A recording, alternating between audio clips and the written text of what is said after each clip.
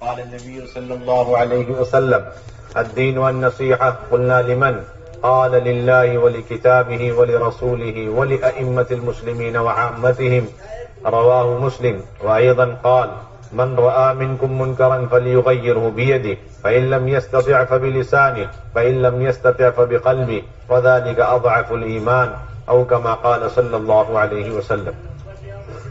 میرے انتہائی قابل احترام بزرگوں، دوستوں، عزیز ساتھیوں، اللہ رب العزت نے انسانوں کی دنیا اور آخرت کی کامیابی کے لیے چیزیں پیدا نہیں فرمائی. ان مخلوقات کو اللہ رب العزت نے انسانوں کی دنیا اور آخرت کی کامیابی کے لیے نہیں پیدا فرمایا، بلکہ انسان کی دنیا اور آخرت کی کامیابی کا ان پھیلے ہوئے دنیا کے نقشوں سے کوئی تعلق نہیں. یہ ہر زمانے میں، ہر دور میں انسانوں کو دھوکہ لگا، اور جو اس میں سمجھدار نکلے ان کو سب سے زیادہ دھوکہ لگا کہ انہوں نے دنیا کی ان چیزوں کو اپنی کامیابی کا ذریعہ سمجھا اور اپنی تمام تر صلاحیتیں، قوتیں ان دنیا کی چیزوں کے حاصل کرنے میں لگائی. جتنی بڑی بڑی شکلیں اور جتنے بڑے بڑے نقشے کامیابی کے ہو سکتے تھے، ہر نقشے اور ہر شکل کو ہر زمانے میں لوگوں نے اختیار کیا، اور اللہ رب العزت نے ان کو ان نقشوں میں رکھ کر ناکام کیا، یہ دکھلانے کے لیے کہ انسان کی کامیابی کا تعلق ان پھیلے ہوئے نقشوں سے نہیں، شکلوں سے نہیں ہے، ان سے وابستہ نہیں ہے. اس لیے کہ اللہ رب العزت انسان کو بنانے والے خالق و مالک ہیں، اور اللہ بہتر جانتے ہیں انسان کی کامیابی کس چیز کے اندر ہے، دنیا کی اور آخرت کی. اس لیے اللہ رب العزت نے انسان کو جس طرح پیدا کیا، اسی طریقے سے اس کی دنیا اور آخرت کی کامیابی کے لیے اعمال بھی عطا فرمائے، جس کو دین کہتے ہیں. قیامت تک ہر شخص اور ہر فرد اور ہر طبقے کی دنیا اور آخرت کی 100% کامیابی صرف اور صرف اس دین اور احکامات سے وابستہ ہے. جس زمانے میں، جس دور میں کوئی بھی کامیاب ہوا ہے، وہ محض ان اعمال کی برکت سے اور احکامات کی برکت سے کامیاب ہوا ہے.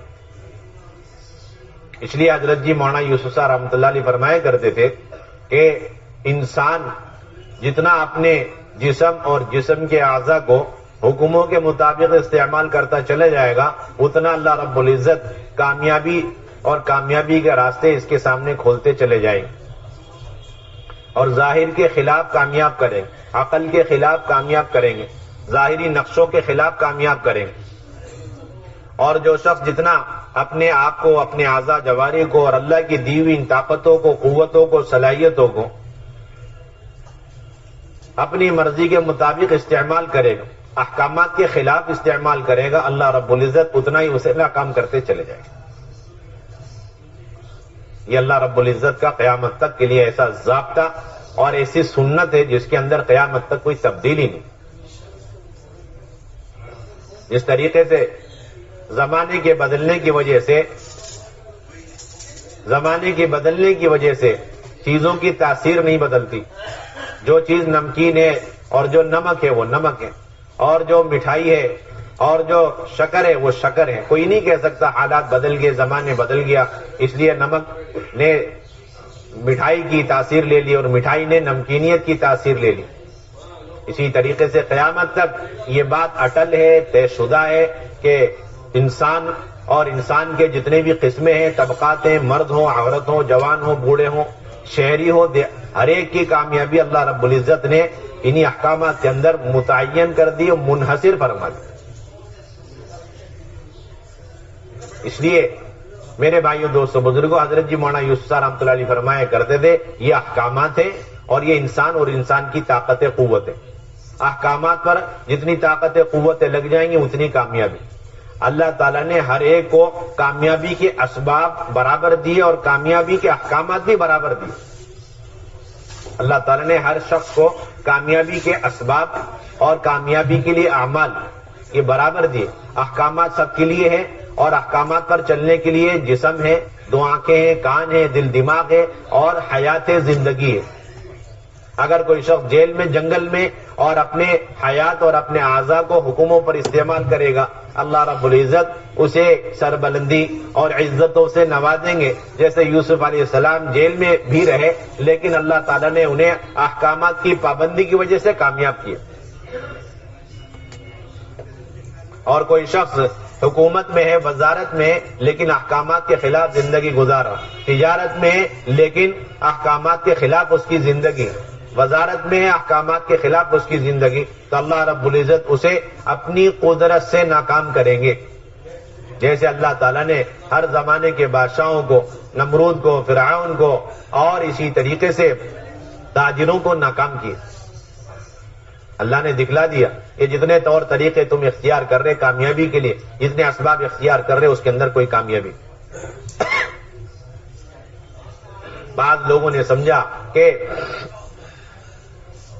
جتنی فن طب میں ہم مہارت حاصل کریں گے اور جتنے ہم سائنس میں مہارت حاصل کریں گے اتنی کامیابی ہو جائے گی. مولانا الیاس رحمۃ اللہ علیہ فرمایا کرتے تھے کہ ڈاکٹری کا عروج کا زمانہ عیسیٰ علیہ السلام کا زمانہ، بہت عروج پر تھے. ان کے یہاں ہر بیماری کا علاج تھا، ہر بیماری کا علاج تھا. حضرت عیسیٰ علیہ السلام کے زمانے میں لوگ اس فن میں اتنا آگے نکل چکے اور اس کو کامیابی سمجھتے تھے، لیکن 3 چیزوں کا ان کے پاس علاج نہیں تھا. ایک کوڑ کی بیماری کا علاج نہیں، اور دوسرا جو اندھا تھا اس کا کوئی علاج نہیں، اور تیسرے مردے کو زندہ کرنے کا کوئی علاج نہیں. یہ 3 چیزوں سے وہ عاجز تھے. باقی ہر طرح کی، کسی کو بیماری لگی ہے اسے ایک پاؤڈر جیسی چیز دے دی، اسے سونگا پسینہ نکلا، اسے سونگ کر دیکھا تو بیماری کا پتہ لگ گیا، اگلا پاؤڈر دے دیا اور کہہ دیا اسے سونگ لو تو ساری بیماری دور ہو گئی.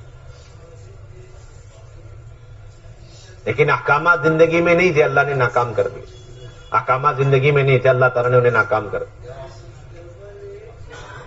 ایک قوم تاجر گزری، قوم شعیب علیہ السلام کی قوم بڑی تاجر قوم، باہر سے بھی سامان آ رہا اور باہر سامان جا رہا، احکامات کی خلاف ورزی کرنے لگے. انہیں سمجھانے کے لیے شعیب علیہ السلام کو اللہ تعالیٰ نے بھیجا. نبیوں میں اللہ تعالیٰ نے ان کو سمجھانے کا بڑا عجیب ملکہ دیا. جا کے سمجھایا تو پھر انہوں نے کہا کہ آپ کی باتیں ہمیں سمجھ میں نہیں آ رہی. یہ ہوتا ہے، مال کا، تجارت کا نشہ چڑھ جاتا ہے تو نبیوں کی بات بھی سمجھ میں نہیں آتی. ہر چیز کا نشہ ہوتا ہے، مال و دولت کا نشہ، تجارت کا نشہ، تو ان کے سمجھ میں نہیں آئی. قالوا یا شعیب ما نفقه كثيرا مما تقول وانا لنراك فينا ضعيفا. یہ شعیب آپ کی بات ہمیں سمجھ میں نہیں، آپ کیا بات کر رہے ہیں؟ یعنی دین سے ہوتا ہے، حکومت سے ہوتا ہے، احکامات سے ہوتا ہے، پھر یہ ساری تجارت اور یہ ساری زیب و زینت اور ظاہری شکلیں، ہمیں تو سب کچھ اسی میں نظر آ رہا ہے. اسی کی وجہ سے ہم بڑی عزت میں، بڑے اونچے مقام پر ہیں، اور آپ کہہ رہے ہیں کہ بھئی اس میں کچھ نہیں ہے. نہیں، کچھ، سب کچھ تو اسی میں نظر ہے، اور دین میں تو ہمیں کچھ نظر نہیں آیا، اور آپ کہہ رہے دین پر چل. شعیب علیہ السلام نے بتایا کہ دیکھو تجارت کا دین ہے، اسے اختیار کرو. اور وہ لوگ جب تول کے دیتے تھے تو کم دیتے، جب لیتے تھے تو بھرپور لیا کرتے. اور اللہ تعالیٰ کا حکم آیا، شعیب علیہ السلام نے انہیں جا کے سمجھایا، وزنوا بالقسطاس المستقیم، صحیح ترازو سے تول کر کے لین دین کرو، ڈنڈی مار کام مت کرو. یہ لین دین کا حکم اللہ تعالیٰ نے ان کو سکھلانے کے لیے شعیب علیہ السلام کو بھیجا، لیکن ان کے سمجھ میں نہیں آیا. کاروبار کے اندر یا کاروبار کے لگنے میں کوئی برائی نہیں، لیکن وہ کاروبار یہ اللہ کے حکموں کے مطابق ہو تو آپ کامیاب ہوں گے. اس کاروبار میں اللہ کے حکم کی پابندی کی وجہ سے، کاروبار کی وجہ سے نہیں کامیاب ہوں گے آپ. یہ اصل اصولی بات. کاروبار سے منع نہیں، کاروبار کے اندر اللہ کے احکامات کیا ہیں. آپ کا کاروبار یہ دین بن جائے گا. کیوں؟ کہ اس کے اندر آپ پائی پائی لے رہے ہیں، دے رہے ہیں، اللہ کے حکم کے مطابق سارا سلسلہ ہے. تو آپ اپنے تجارت میں کامیاب ہوں گے، تجارت کی وجہ سے نہیں، بلکہ اس میں اللہ کا جو حکم تھا اسے پورا کیا. یہ اصل بنیاد. لیکن انہوں نے ٹھکرا دیا، شعیب علیہ السلام کی بات مانی نہیں اور کہہ دیا ہمیں تو سمجھ میں نہیں آ رہا. سمجھاتے رہے، بات نہیں مانی. آخر میں اللہ رب العزت کی طرف سے ان کی ہلاکت کا فیصلہ ہو گیا. سارے تاجر سمجھے کہ کبھی ہمیں کوئی ہلاک نہیں کر سکتا، ہم کبھی برباد نہیں ہو سکتے. نہیں، آپ تو برباد ہیں. اب کون سا دن بربادی کا وہ اس کا انتظار کرو. اللہ تعالیٰ نے ایسا سلسلہ بنایا کہ قحط پڑ گیا، بارش نہیں، پانی نہیں، بہت برا حال.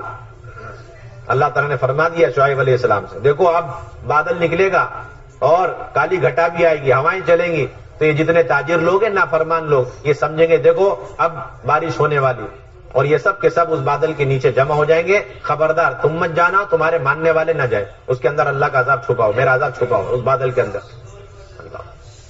چنانچہ سارے جتنے بھی تاجر تھے اللہ کی نافرمانی تجارت میں کرنے والے، وہ سب کے سب اس ہوا کو لینے کے لیے، کیونکہ ہوا بھی نہیں چل رہی، ہوا کو حاصل کرنے کے لیے اور پانی حاصل کرنے کے لیے سب اس بادل کے نیچے برابر اکٹھے ہو۔ اور شعیب علیہ السلام نے اپنے ساتھیوں سے کہا تم مت جانا، وہ اللہ کے عذاب کا انتظام ہے۔ کس کا انتظام؟ چنانچہ جب سارے اکٹھے ہو گئے نافرمان تاجر، تو اللہ تعالیٰ نے بادل کو پھاڑ کر کے آگ برسا کے سب کو جھلسا دیا۔ قیامت تک اللہ نے بتا دیا تجارت یہ کوئی کامیابی کا ذریعہ نہیں، اگر ہوتا تو یہ قوم تو کبھی بربادی نہیں ہوتی، کبھی ہلاک نہیں ہوتی۔ یہ ناکام کیوں ہوئے؟ کہ اس تجارت کے اندر انہوں نے اللہ کے حکموں کو توڑا ہے۔ زندگی کے سارے شعبے ہیں یہ سب اللہ کی طرف سے امتحان کے لیے، پوری ہی زندگی اللہ نے فرمایا امتحان کے لیے، لیبلوکم ایکم احسن عملا۔ زندگی اور موت دونوں ہی اللہ فرماتے ہیں، زندگی بھی امتحان اور موت بھی۔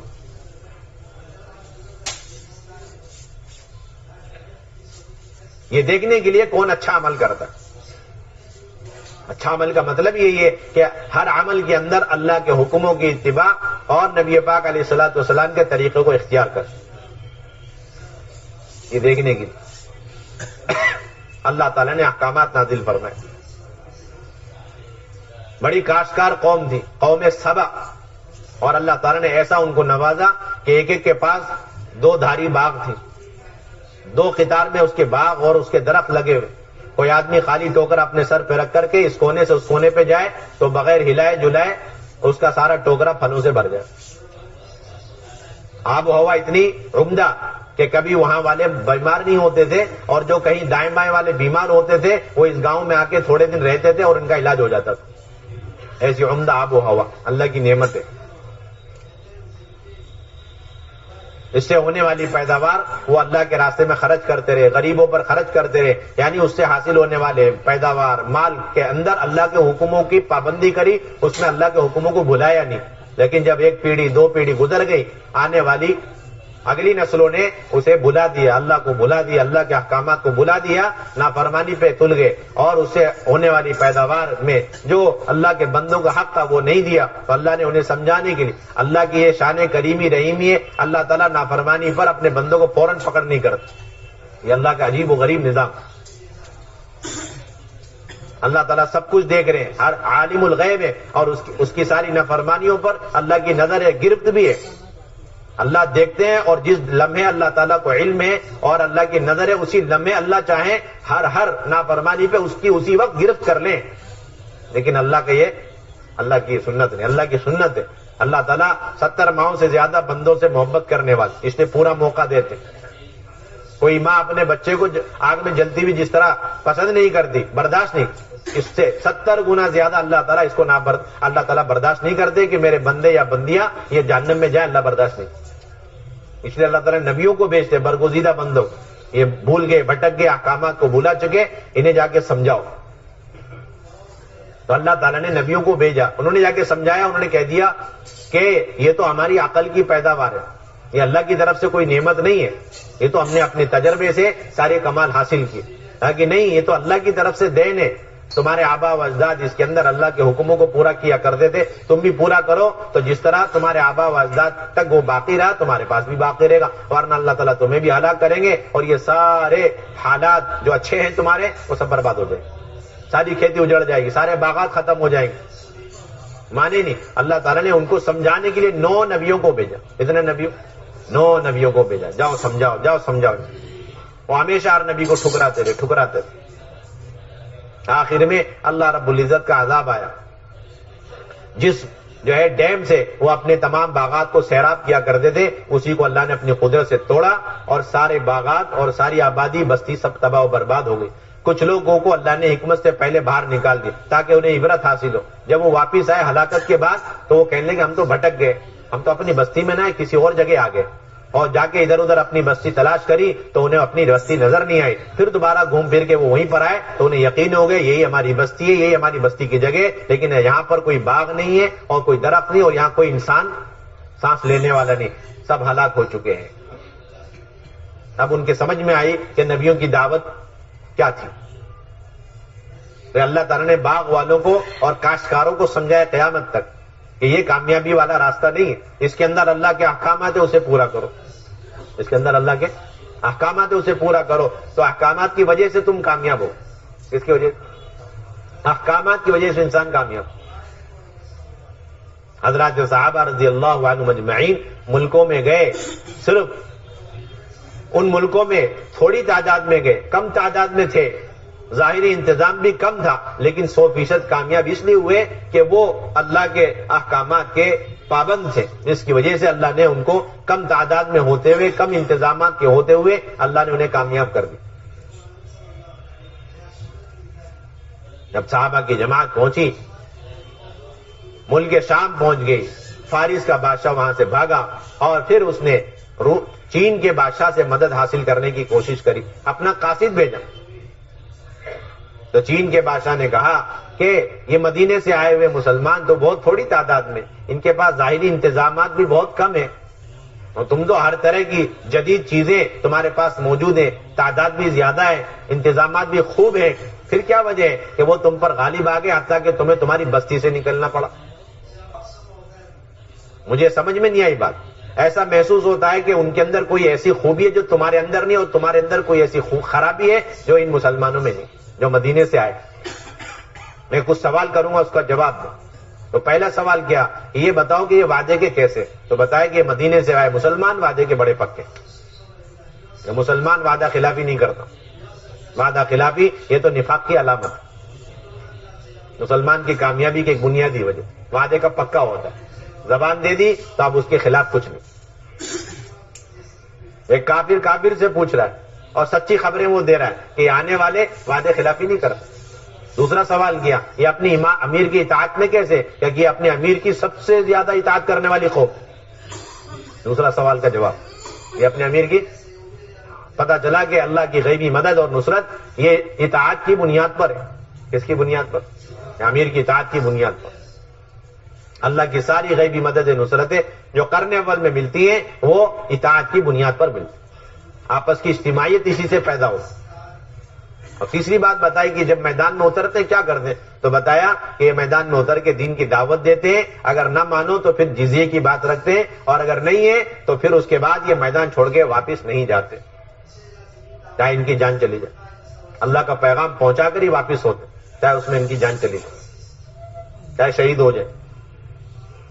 پھر پوچھا کہ یہ بتاؤ کہ یہ حلال کو حرام اور حرام کو حلال تو نہیں کرتے؟ تو اس قاصد نے کہا کہ نہیں, ان کے یہ باتیں حلال ہیں اور یہ اس کو حلال سمجھ کر اس پر عمل کرتے, یہ باتیں حرام ہیں اور اس کو حرام یقین کر کے اس سے بچتے. یہ سن کر اس پکے جو ہے بادشاہ نے, کافر بادشاہ نے کہا کہ اگر یہ باتیں ہیں تو یاد رکھنا یہ قوم ایسی ہے مسلمانوں کی جو مدینے سے آئی ہے کہ انہیں کوئی ہلاک نہیں کر سکتا. ان کے اپنی اندر کی طاقت ہے جس کا باہر کی طاقتیں مقابلہ نہیں کر سکتی. ایمان اعمال کی طاقت ہے. آج یہ یقین تو مسلمانوں کے اندر بھی نہیں جو اس زمانے کے کافر کے اندر. بتائیے, اسے پکا معلوم ہے, حالانکہ اس کے پاس ظاہری اسباب ہے, سب کچھ ہے. آزمائے بغیر, تجربہ کیے بغیر وہ کہہ رہا ہے کہ پکی بات ہے ان سے تو کوئی مقابلہ کر نہیں سکتا, کیونکہ ان کے اندر جو طاقت ہے وہ ان کے اپنے ایمان اور اعمال کی طاقت ہے, وہ اللہ کی طرف سے ملی ہوئی طاقت, اللہ کی مدد ان کے ساتھ ہے. اب ظاہری کوئی نظام ان کا مقابلہ نہیں کر سکتا. اس لیے مولانا یوسف رحمۃ اللہ علیہ فرمایا کرتے تھے کہ اگر مسلمان بھی اسباب کی بنیاد پر میدان میں اترے گا تو پھر مادے کا مادے سے مقابلہ ہوگا. کس کا کس سے مقابلہ؟ سبب کا سبب سے مقابلہ. تو پھر جو کوانٹٹی میں اور کوالٹی میں زیادہ ہے وہ غالب آئے گا. یہ اصولی بات, سبب کا سبب سے مقابلہ ٹکراؤ ہو جائے تو جو کوانٹٹی کوالٹی میں زیادہ ہے وہ غالب ہو جائے اور دوسرا مغلوب ہو جائے. اور اگر ایمان اور اعمال آپ پیش کرو گے تو یہ بات پکی ہے کہ ایمان اور اعمال کا اسباب سے مقابلہ ہے. تو یہ بات یقینی ہے کہ کسی دور میں کسی بھی زمانے میں جب اسباب والوں کا اعمال والوں سے مقابلہ ہوا تو اسباب والے کبھی ٹک نہیں سکے. سارے نبیوں کے واقعات اس کے لیے گواہ ہیں. کہ وہ تعداد میں زیادہ ہوتے تھے، ظاہری انتظامات میں کم ہوتے تھے، لیکن ایمان اعمال میں پختہ ہوتے تھے، تو ظاہر کی ساری مادی شکلیں اور نقشے ان کا مقابلہ نہیں کر سکتے، اللہ تعالیٰ سب کو پاس پاس کر دیا کرتے۔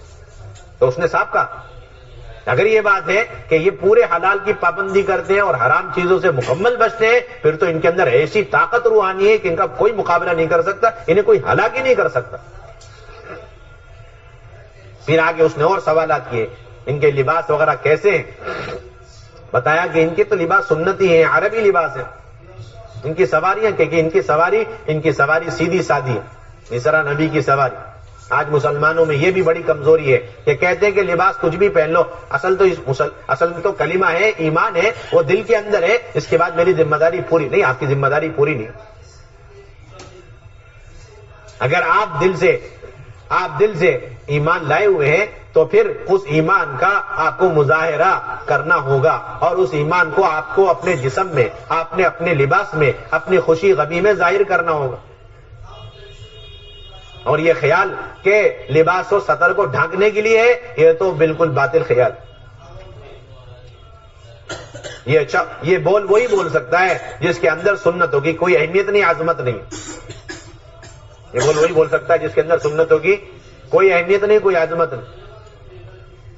مسلمان کا لباس سطر ڈھانکنے کے لیے نہیں ہے، ورنہ اس میں اور غیروں میں کوئی فرق نہیں، سارے مذہب کے اندر سطر کا ڈھانکنا ہے۔ آپ نے بھی ڈھانک لیا، کون سی خصوصیت پیدا ہوئی؟ نہیں، مسلمان کا لباس اسلام کے تعارف کے لیے، کہ دور سے پتا چلے کہ مسلمان ہے اور اسے دور سے ہی سلامتی کی دعائیں ملے، ورنہ سب سے پہلا نقصان اس دینی اور اسلامی لباس کو چھوڑنے کی وجہ، اس سنتی لباس کو چھوڑنے کی وجہ سے یہ کہ وہ ہمیشہ کی سلامتی کی دعاؤں سے محروم ہو جائے۔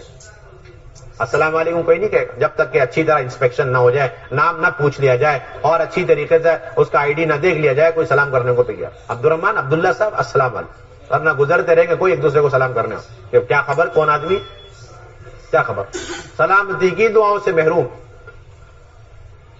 اتنا بڑا خسارہ۔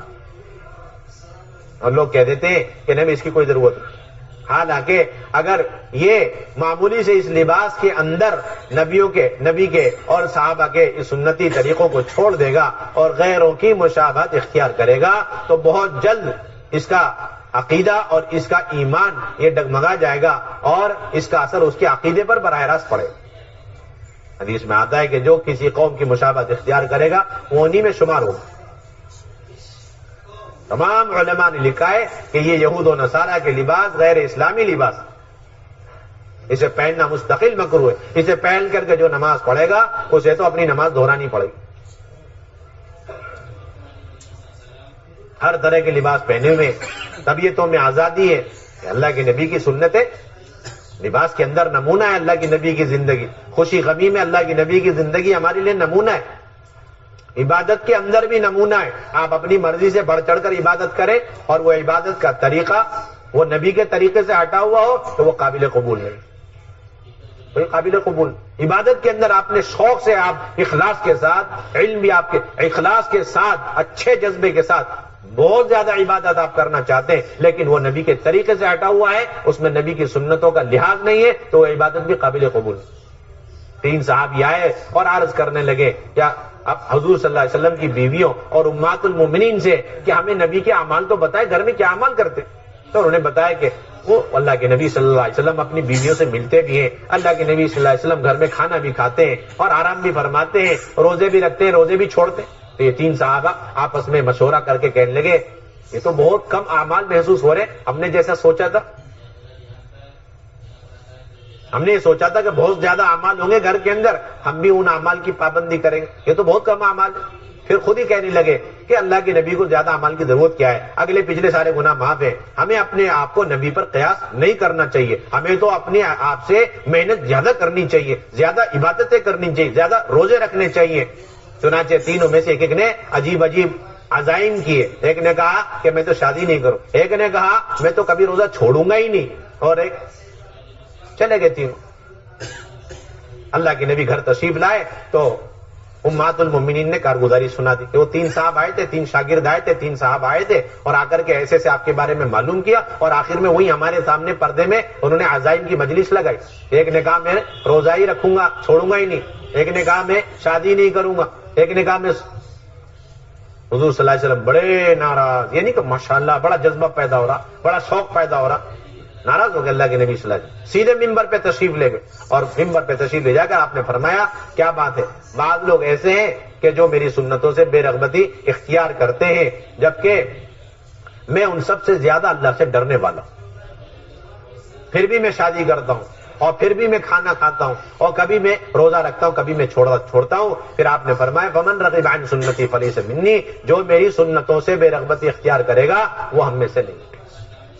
جب بتائیں آپ عبادات کے اندر نبی کے طریقے کی ہم پابند ہیں، اور اس کے اندر اپنی مرضی سے، اپنے شوق اور اچھے اچھے جذبے سے ہم اپنے طور پر زیادہ عبادات کر لیں، وہ اللہ کے نبی کے نزدیک قابل پسندیدہ نہیں، قابل قبول نہیں ہے۔ تو آپ اندازہ لگائیں باقی جتنے بھی اور طور طریقے، عادتیں، ضرورتیں ہیں، اس کے اندر ہم کیسے آزاد ہو سکتے ہیں؟ آپ نے اغیار کی کسی چیز کو برداشت نہیں کیا، کسی چیز کو برداشت نہیں کیا۔ صحابہ کی جماعت نے دیکھا کہ جنگ سے فارغ ہونے کے بعد یہ کفار اپنے اوزار کو ایک درخت میں لٹکا دیتے ہیں، معمولی سی بات ہے، اپنے اوزار درخت میں لٹکا دیتے۔ صحابہ نے عرض کیا رسول اللہ صلی اللہ علیہ وسلم یہ تو ایک معمولی سی ضرورت ہے، ہمیں بھی اجازت دیں، ہم بھی ایک درخت اپنے لیے متعین کر کے فارغ ہونے کے بعد اپنے اوزار ہتھیار اس میں لٹکا دیا کریں۔ اتنی معمولی سی درخواست، جیسے ہینگر ہوتا ہے نا، سب کے گھر میں ہینگر، ہم بھی ایک ہینگر لگا دیں، ایسی بات۔ اس جملے پر اللہ کے نبی نے کیا فرمایا، بڑی عبرتناک بات فرمائی آپ نے، فرمایا کہ تم تو ایسے مجھ سے مطالبہ کر رہے ہو جس طرح بنو اسرائیل نے گزرتے گزرتے کچھ لوگوں کو دیکھا کہ بچڑے کی عبادت کر رہے ہیں، تو انہوں نے کہا کہ ہمارے لیے بھی بچڑے کی عبادت کی اجازت دے دی جائے، یعنی بت پرستی کی ہمیں بھی بت پرستی کی اجازت ہمیں بھی دے دی جائے۔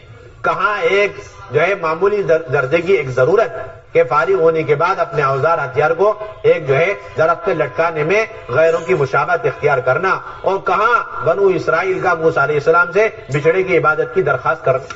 اس کا صاف مطلب یہ کہ اللہ کے نبی یہ سمجھانا چاہتے ہیں کہ معمولی ضرورتوں کو پورا کرنے میں آج اگر یہ مسلمان غیروں کے طور طریقے ان کی مشابہت اختیار کرے گا، اس کے اثرات براہ راست اس کے عقیدے پہ پڑے گا۔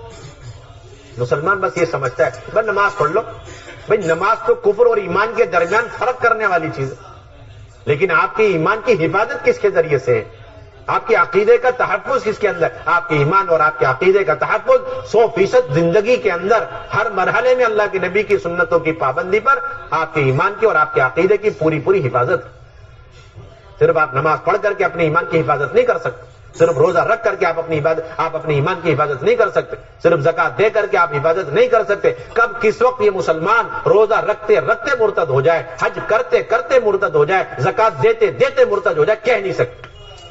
یاد رکھ لو آپ اس چیز ہیں، بہت سارے نماز پڑھتے پڑھتے ہو گئے مرتد، روزے رکھتے رکھتے مرتد ہو گئے، زکات لاکھوں روپے دے رہے ہیں، غریبوں پہ بانٹ رہے ہیں، تقسیم کر رہے ہیں۔ کیوں کہتے ہیں بھائی فرائض پہ تو ہم قائم ہیں؟ نہیں، فرائض تو عجیب حدیث، اسلام کی بنیاد 5 چیزوں پر بتائی۔ کتنی چیزوں پر؟ 5 چیزوں پر بتائی۔ ایک کلمہ ہے، اور دوسرا نماز، اور تیسرا زکات، اور 14 روزے، اور 5واں حج۔ اور سب کو معلوم ہے کہ بنیاد نظروں میں نہیں آتی، بنیاد ہمیشہ نظروں سے چھپی اور اوجل ہوتی، مخفی ہوتی۔ تو جب اسلام کی بنیاد یہ 5 ہے تو اسلام کی تعمیر کیا ہے؟ اسلام کی عمارت کہاں ہے؟ اسلام کی عمارت کہاں ہے؟ یہ تو بنیاد ہے، فاؤنڈیشن، تو اس کا اسٹرکچر، اس کی تعمیر کہاں ہے؟ عمارت کہاں ہے؟ یہ 24 گھنٹے کی زندگی اللہ کے حکم اور خصوصاً نبی کے طریقے پر گزارنا، یہ اوپر کا اسلام ہے، سارا کا سارا یہ عمارت ہے۔ یہ کیا ہے؟ یہ عمارت۔ 24 گھنٹے کی زندگی یہ نبی کے طریقے پر گزرے، اس لیے حضرات صحابہ رضی اللہ عنہ مجمعین ایسے نبی کی سنتوں کی پابندی کرتے تھے کہ آج کا کوئی شخص ان کی زندگی اور سیرت اٹھا کے پڑھے تو یقین کر لے گا یہ باولا ہے، بے وقوف ہے، مجنون آدمی ہے۔ عبداللہ بن عمر رضی اللہ تعالیٰ عنہ سفر میں جا رہے، اچانک سواری سے نیچے اترتے ہیں اور ایک درخت کے قریب جا کر اس طرح بیٹھتے ہیں جس طرح کوئی آدمی قضائے حاجت کرتا ہے، حالانکہ انہیں قضائے حاجت نہیں تھی۔ ساتھیوں نے پوچھا یہ کیا کیا آپ نے؟ کہا کہ نہیں، اللہ کے نبی صلی اللہ علیہ وسلم کو میں نے زندگی میں ایک مرتبہ اس راستے سے جاتے ہوئے اس درخت کے نیچے اتر کر کے اپنی حاجت پوری کرتے ہوئے دیکھا، میرا جی چاہا اپنے حبیب کی نقل اتارو۔ آج کا مسلمان کہتا ہے ان سب کی ضرورت نہیں، جیسے چاہے ضرورتیں پوری کرو، حاجتیں پوری کرو، نہیں۔ لقد کان لکم فی رسول اللہ اسوۃ حسنہ، اللہ تعالیٰ نے صاحب فرمایا قیامت تک اللہ کے نبی کی زندگی اسوہ حسنہ ہے، زندگی فرمایا، یہ نہیں فرمایا نماز اسوہ حسنہ ہے، یہ نہیں فرمایا زکوٰۃ اسوہ حسنہ ہے، پوری زندگی اللہ کے نبی کی، آپ کی پوری زندگی کے لیے، قیامت تک کے لیے، ہر فرد کے لیے، مرد ہو عورت ہو شہری ہو دیہاتی ہو، کتنی ترقی کا زمانہ ہو، لیکن بہترین نمونے والی زندگی صرف اور صرف اللہ کے نبی صلی اللہ علیہ وسلم کی۔ دنیا کی ترقی اس میں ہے کہ وہ آگے دیکھ کر کے چلے، ایک مسلمان کی ترقی اس میں ہے کہ 1400 سال پہلے اللہ کے نبی کی زندگی کو دیکھ کر چلے، بس یہ فرق ہے بنیادی۔ غیروں کی ترقیاں، دنیا والوں کی ترقیاں یہ ہے کہ آج اور کل کی چیزوں کو دیکھ دیکھ کر کے چلے، جو نئی نئی چیزیں پیدا ہو رہی ہیں اسے اپناتے ہوئے جائیں، یہ ان کی اپنی ترقی ہے۔ اس میں ترقی کیا ہے؟ جلدی ہلاک ہو جائیں گے اور کچھ نہیں۔ جتنی جدید چیزوں کا استعمال اتنی جلدی ہلاکت۔ عجیب بات مولانا یوسف رحمۃ اللہ فرمایا کرتے تھے، یوں فرماتے تھے ایک تو اللہ تعالیٰ نے وہ طاقت رکھی ہے، ایک تو وہ طاقتیں جو اللہ تعالیٰ نے انسان کے اندر رکھی ہیں، آنکھ کی طاقتیں، کان کی طاقت ہے، زبان کی طاقت، دل کی طاقت، ہاتھ پاؤں کی طاقت، دماغ کی طاقت ہے، پورے جسم کی طاقت، اور ایک آسمان، زمین، چاند، سورج، یہ ساری مخلوقات اور کائنات کی طاقت۔ ان دونوں میں زیادہ طاقتور کون سی چیز؟ مولانا یوسف فرمایا کرتے تھے جو انسان کے اندر جتنی طاقت ہے وہ ان ساری پھیلی ہوئی ساری مخلوقات کائنات سے زیادہ طاقتور تھی۔ اس کی اس طاقت کے مقابلے میں یہ ساری کائنات کی طاقت ایسے جیسے سمندر کے سامنے قطرہ۔ فرماتے تھے یہ انسان جتنا اپنے جسم کو، اپنی عقل کو، اپنی آنکھوں کو، اپنی زبانوں کو، اپنے اللہ کی طرف سے دی ہوئی ان سارے اعضاء اور اعضاء کے اندر رکھ، ان کو جتنا اللہ کے حکموں پر استعمال کرے گا، یہ ظاہر کی ساری طاقتیں ختم ہوتی ہی چلی جائیں گی، کمزور پڑتی چلی جائیں گی۔ جیسے ایک مسلمان اور ایک معمولی ادنا درجے کے مومن کے سامنے فرشتے کی طاقت کی بھی کوئی حیثیت نہیں، آسمان زمین کی کیا طاقت۔ اور جو جتنا اللہ کی عبادت یا پھر دین کی محنت میں ظاہری ان نقشوں کو استعمال کرے گا، اسباب اور آلات کو استعمال کرے گا، تو فرماتے تھے اتنا اس کے جسم کے اندر اللہ کی طرف سے دی ہوئی امانت کے طور پر یہ ساری طاقتیں ختم ہوتی چلی جائیں، کمزور پڑتی چلی جائیں۔ ایک عمل اخلاص سے ایک مومن کرتا ہے، ایک عمل اخلاص کے ساتھ، کہ وہ لوہے سے اور پتھروں اور پہاڑوں سے اور دریاؤں اور سمندروں سے اور ہواؤں سے اور آسمان زمین تمام چیزوں سے زیادہ طاقتور ہے، اگر 1 روپے اخلاص کے ساتھ وہ صدقہ کر دے۔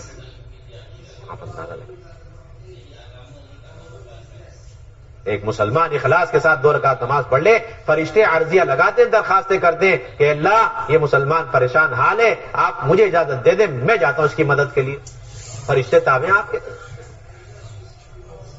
کون تابع؟ فرشتے تابع۔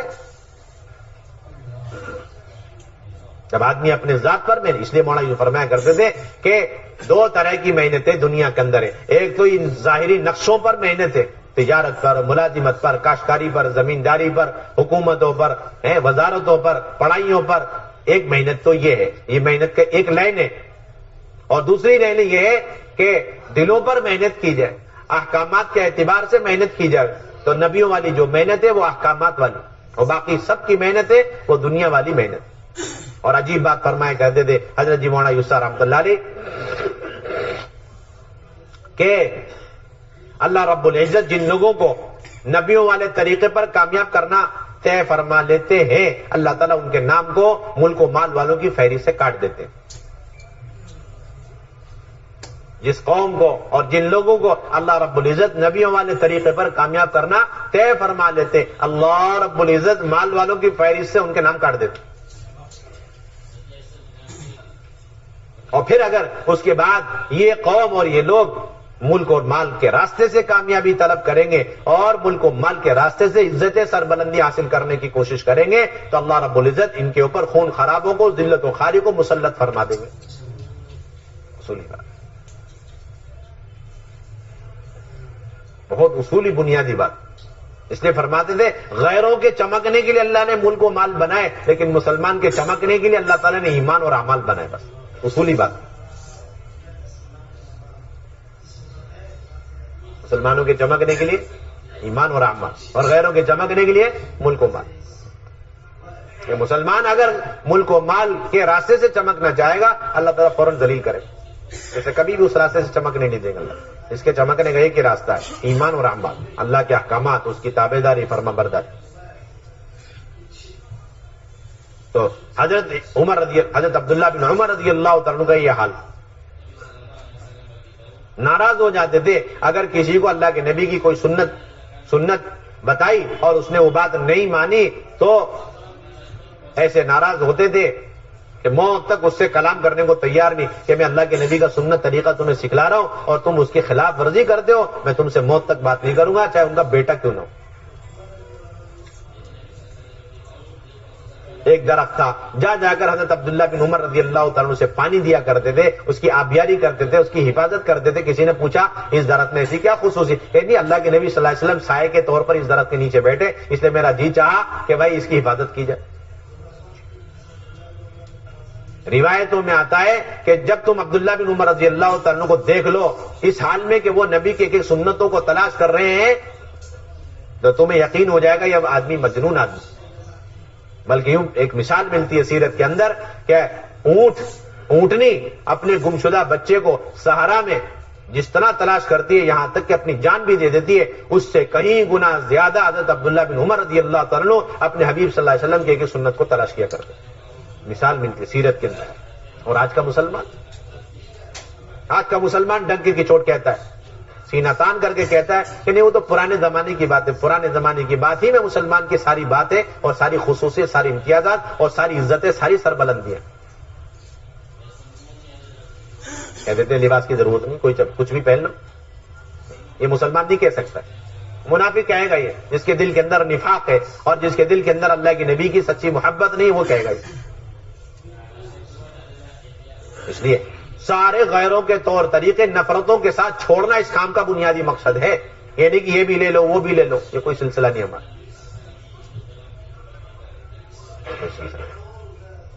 مولانا یوسف عطلی فرما گے کہ رواجی طریقوں کو نفرت کے ساتھ چھوڑو. نہ عادتوں کے اندر رواجی طریقوں کی گنجائش ہے, نہ عبادات کے اندر کوئی گنجائش ہے, نہ دعوت کی محنت کے اندر گنجائش, نہ تعلیم و تعلم کے اندر گنجائش.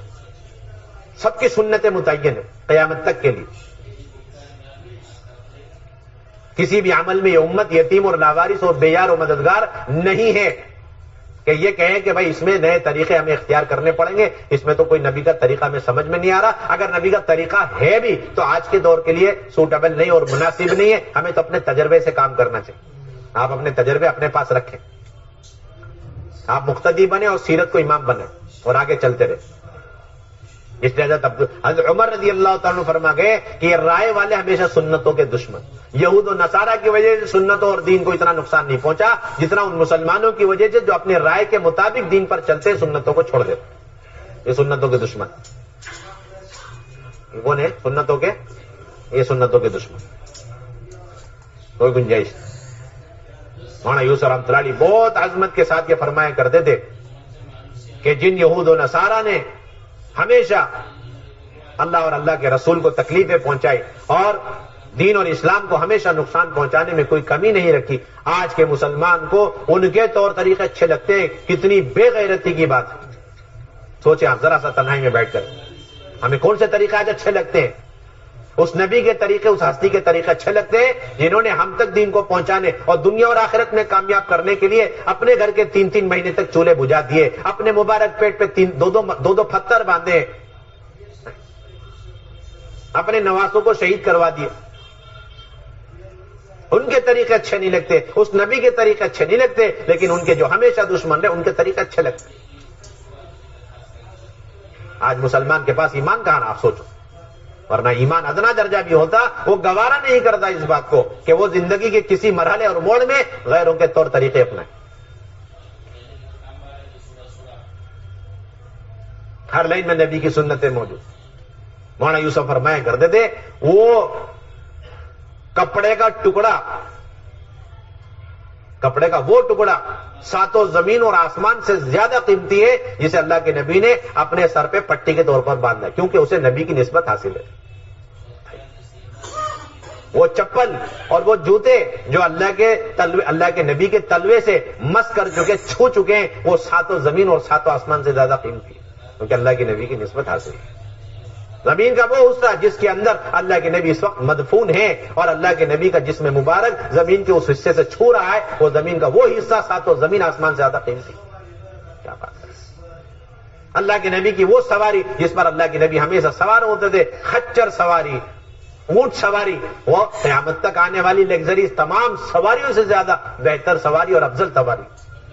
فرماتے تھے مولانا یوسف رحمۃ اللہ علیہ، اگر کسی مسلمان کے دل کے اندر اللہ کے نبی کی سواری کے مقابلے میں آج کی ان سواریوں کی عظمت رائے کے دانے کے برابر ہے تو اس کا ایمان خطرے میں. تم نے کیسے تصور کر لیا کہ آج کی یہ سواریاں اللہ کے نبی کی سواری سے عمدہ اور افضل ہو سکتی ہے؟ ان کی کوئی حیثیت نہیں. آج کا مسلمان کیا کر رہا ہے؟ یہ تو اس کام کا مقصد ہے، احیاء سنت، اس کام کا بنیادی مقصد. اگر سنتوں کا ماحول ہے اور آدمی سنت پر چل رہا ہے تو کہتے ہیں اتباع سنت ہے، نبی کی سنتوں پر چل رہا ہے.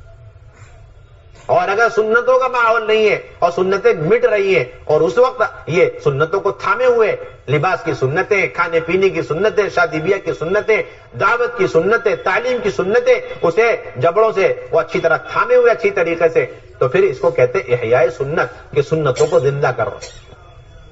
اور اسے کیا ملے گا کہ 100 شہیدوں کا ثواب ملے گا.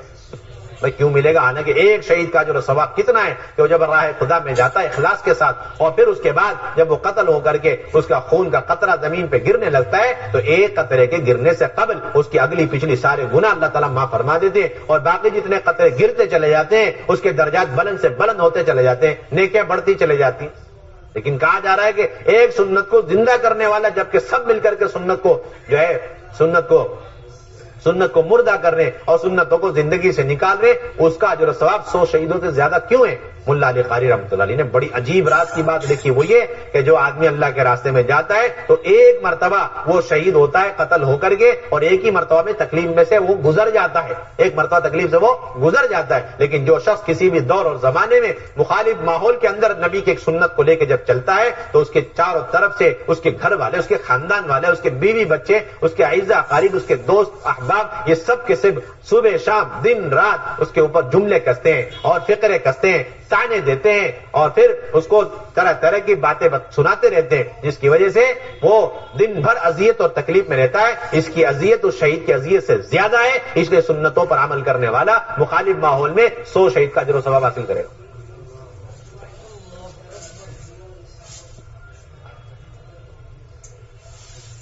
صحابہ تو تعویل بھی نہیں کرتے. آج تو ہم اور آپ تعویل کرتے ہیں، صحابہ تعویل بھی نہیں کرتے. معلوم یہ ہو گیا اللہ کی نبی کی رضا نہیں ہے تو چھوڑ دیا، اللہ کی نبی کی رضا نہیں ہے چھوڑ دیا اسے. حضور صلی اللہ علیہ وسلم تشریف لے جا رہے، دیکھا ایک عمارت ہے اونچی، آپ نے پوچھا کس کی؟ انہوں نے عرض کیا فلاں صحابی کی. آپ خاموش تشریف لے گئے. بعد میں وہ صحابی حضور کی خدمت میں حاضر ہوئے اور سلام کیا تو آپ صلی اللہ علیہ وسلم نے جواب نہیں دیا. ناراضگی چہرے پر ظاہر تھی، وہ پریشان ہو گئے. اگل بغل کے ساتھیوں سے پوچھا کیا بات ہے؟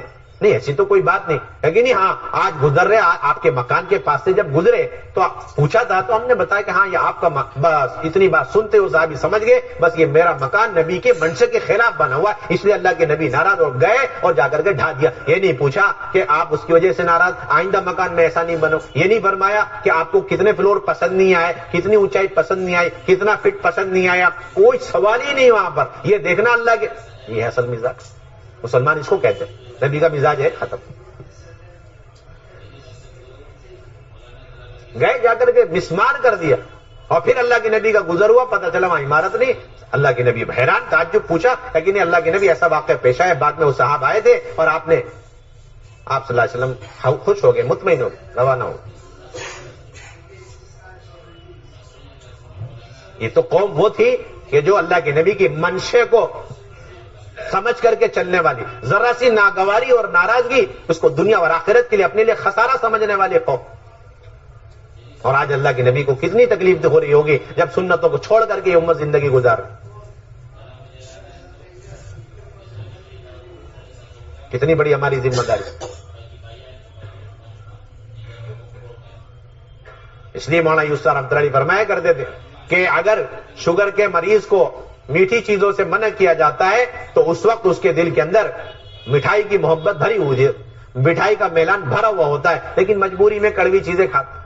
شوگر فری چیزیں کھاتا ہے مجبوری میں، لیکن اس وقت بھی اس کے دل کسی بھی قیمت پر مٹھائی سے جو ہے وہ دور نہیں ہوتا، اس کے دل میں مٹھائی کی محبت، عظمت اور مٹھائی کی طرف رغبت بھری بھی ہوتی ہے۔ فرماتے بس ایسے ہی آج کے زمانے میں جب کوئی آدمی انتہائی مجبوری میں کسی ضرورت کو پورا کرنے کے لیے، مثلا سفر کرنا ہے، سفر کی ضرورت پورا کرنے کے لیے اللہ کے نبی کی سنت والی سواری نہیں ہے، اس وجہ سے مجبوری میں آج کی سواریاں استعمال کر رہا ہے، تو ایسے موقع پر ہمارے دل کے اندر ہمارا دل حضور صلی اللہ علیہ وسلم کی سواری کی محبت سے بھرا ہوا ہونا چاہیے، جیسے وہ شوگر کے مریض کا دل شوگر کی مٹھائی سے بھرا ہوا ہے، مٹھائی کی محبت سے بھرا ہوا ہے۔ یہ مثال دے دیں، اگر ایسا ہوگا تو کسی درجے میں تمہارا ایمان محفوظ ہے، تم بچ سکتے ہو۔ مثال دیتے تھے مولانا یوسف رحمۃ اللہ، مثال دیتے اس کام کا یہ بنیادی مقصد ہے احیاء سنت، اللہ کے نبی کی سنت ہے، اس کو زندہ کرنا یہ بنیادی اس کام کا مقصد ہے۔ یہ نہیں کہ صرف کلمہ نماز صحیح کر لیے جائے اس راستے میں نکل کر،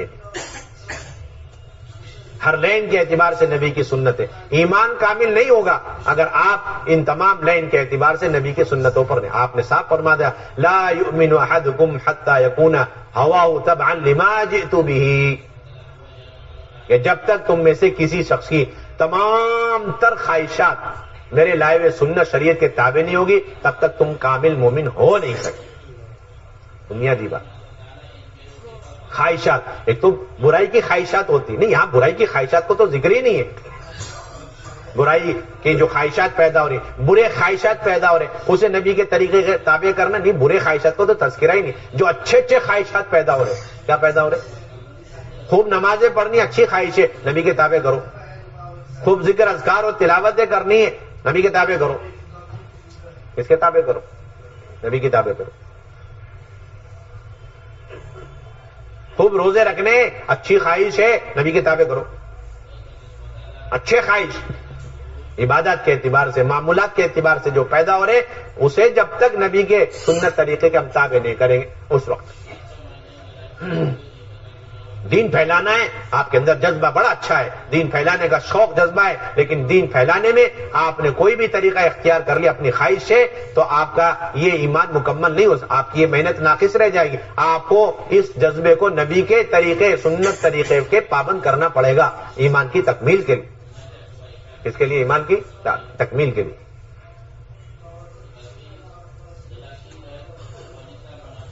اور اسی کے اندر مجاہدہ بھی ہے، جتنا نبی کے طریقوں پر ہم اپنی تمام حاجت و ضرورت و عبادات کو انجام دیں گے اور دعوت کی محنت بھی اختیار کریں گے اتنا وہ عمل ہمارا قبولیت کے رخ پر آ جائے گا۔ اس لیے بڑی عجیب بات مولانا یوسف رحمۃ اللہ فرمایا کرتے تھے کہ شیطان اس وقت تک کسی عمل میں رکاوٹ نہیں ڈالتا جب تک کہ وہ عمل قبولیت کے رخ پر نہ ہو۔ کس کے رخ پر نہ ہو؟ اگر وہ عمل قبولیت کے رخ پر نہیں ہے تو شیطان کی طرف سے کوئی رکاوٹ نہیں آئے گی، آدمی آرام سے عمل کرتا ہوا چلے جائے گا۔ اگر آدمی عمل سہولت سے کر رہا ہے تو وہ ڈرے کہ شاید یہ خود قبولیت کے رخ پر نہیں ہے اور نبی کے طریقے پر نہیں ہے، اس لیے اس کو کرنا آسان لگ رہا ہے۔ اس لیے مولانا یوسف فرمایا کرتے تھے کہ اس کام کو رواجی طریقوں سے بچاؤ، اس لیے کہ رواجی طریقوں میں سہولتیں بہت ہیں لیکن اس کے بعد اتنی مشکلات پیدا ہو جائیں گی اس کی بھرپائی نہیں کر سکتے۔ اور نبی کے سنت طریقوں کے اندر شروع میں مشکلاتیں لیکن بعد میں سہولتیں ہی سہولتیں اور آسانیاں ہی آسانیاں ہیں، ساری خیر و برکت ساری ہدایت اسی کے اندر چھپی ہوئی ہے۔ اس لیے فرماتے تھے مولانا یوسف رحمۃ اللہ اپنی پوری طاقت قوت لگاؤ اس بات پر اجتماعی طور پر کہ ہمارا کوئی عمل نبی کے سنت سے ہٹا ہوا نہ ہو۔ ہاں جب عمل قبولیت کے رخ پر پڑ جاتا ہے تو اب شیطان اس میں رکاوٹیں پیدا کر، شیطان رکاوٹ ڈالے گا اسی وقت جب عمل قبولیت کے رخ پر پڑ جائے، ورنہ جو عمل قبولیت کے رخ پر نہیں ہے تو شیطان کو اس میں رکاوٹ ڈالنے کی ضرورت نہیں، کیونکہ وہ عمل کرے نہ کرے دونوں برابر، رکاوٹ ڈالنے کی ضرورت نہیں۔ عمل کے اندر رکاوٹ اسی وقت محسوس ہوگی جب وہ عمل اللہ کے ہاں قبول ہو رہا ہوگا، اور اللہ کے ہاں قبول ہونے کے لیے بنیادی شرط اتباع سنت، بنیادی شرط اتباع سنت۔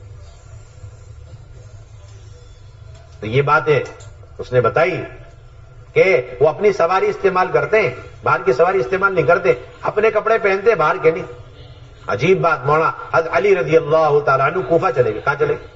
حضرت علی رضی اللہ تعالیٰ عنہ کوفہ گئے تو تو اپنے گورنروں کو جب بھیجا کرتے تھے کہیں گورنر بنا کر کے تو انہیں بلاتے تھے، بلا کر کے پھر ان کو بہت ایک صندوق، دوسرا صندوق، تیسرا صندوق کے اندر سے صندوق نکال وہ سمجھتے بہت کوئی قیمتی چیز ہمیں ملنے والی، وہ پتہ چلا ستو کی تھیلیاں نکال کے دے رہے کہ یہ کیا ہے، کہ یہ مدینہ طیبہ کی ستو کی تھیلیاں، یہ تمہیں گورنر بن کے میری طرف سے کہیں رہنا ہے تو مدینے کے ستو پھانکنے پڑیں گے، اور یاد رکھنا مجھے مدینہ چھوڑے 5 سال ہو گئے کوفہ میں آئے ہوئے، ملک شام میں آئے، لیکن آج تک میں نے یہاں کی کوئی چیز نہیں چکی، میں مدینے سے جو ستو لے کر کے آیا اسے میں کھاتا ہوں۔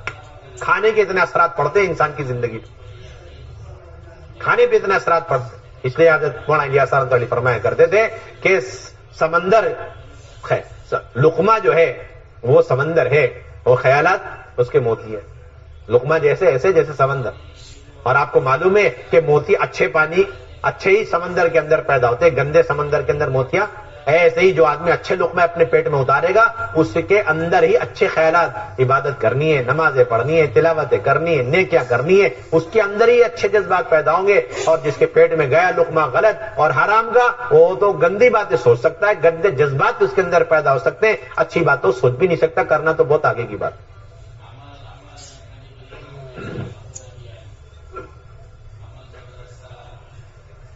اس لیے اللہ تعالیٰ نے نیک اعمال کو اور حلال کمائی کو دونوں کو جوڑ کے بیان کیا، یا ایھا الذین آمنوا کلوا من الطیبات واعملوا صالحا، اے ایمان والو حلال کھانا کھاؤ اور نیکیاں کرو۔ عجیب بات ہے، حلال کھانا کھاؤ نیکیاں کرو، دونوں میں کیا جوڑ؟ کہ گہرا جوڑ ہے، ایسے جوڑ جیسے مولانا الیاس نے فرمایا کہ لقمے جو ہے سمندر کی طرح ہے اور خیالات موتیوں کی طرح، یعنی جیسا آپ کے پیٹ میں حلال مال جائے گا ویسے نیک اعمال وجود میں آئیں گے۔ اگر حلال مال نہیں جا رہا، آج مسلمان نماز پڑھتے وقت اس کا تو بڑا اہتمام کرتا ہے میرا کپڑا پاک ہو جائے اور میری جگہ بھی صاف ستھری ہو سجدہ کرنے کی، اور میرا جسم بھی پاک ہو، میرا کپڑا جگہ کی پاکی، کپڑے کی پاک نہیں، آپ کا خون بھی پاک ہے کہ نہیں وہ بھی دیکھ لو ذرا سا۔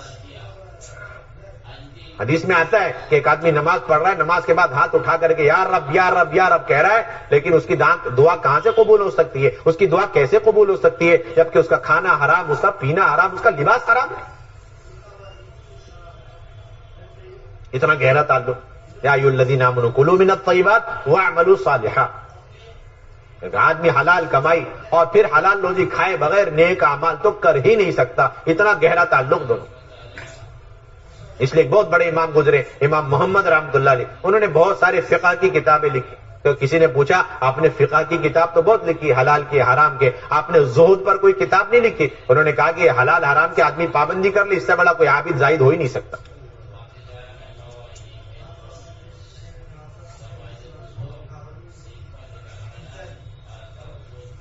یہ اصل بنیادی چیز، اس محنت کا بنیادی مقصد، اس محنت کا یہ بنیادی مقصد، ہر لائن کے اعتبار سے نبی کی سنت پر اپنی زندگی کو لے کر کے آنا، ہم آزاد نہیں اس کے اندر۔ تو مولانا یوسف رحمۃ اللہ علیہ بات فرمایا کرتے تھے، بہت قوت کے ساتھ یہ بات فرمایا کرتے، نبی کے طریقے پر لانا اور اپنی دعوت کی محنت کو بھی نبی کے طریقے پر لانا۔ تو یہ ساری باتیں جب سنی اس بادشاہ نے تو سننے کے بعد اس نے کہا کہ دیکھو میرے پاس اتنا بڑا لشکر ہے چین کے اندر، اگر میں اسے تمہاری مدد کے لیے بھیج دوں تو اس کا پہلا گھوڑ سوار اگر ملک فارس میں ہوگا تو اس کا آخری گھوڑ سوار میرے ملک چین میں ہوگا، اتنی بڑی فورس میرے پاس، لیکن یاد رکھنا میں ایک آدمی بھی نہیں بھیجوں گا تمہاری مدد کے لیے، کیونکہ میرے پاس تو مادہ ہے اور جن کے مقابلے میں تم میری مدد مانگ رہے وہ تو اعمال والے، ان کا تو اس سے کوئی جوڑ ہی نہیں، مقابلہ ہی نہیں ہے،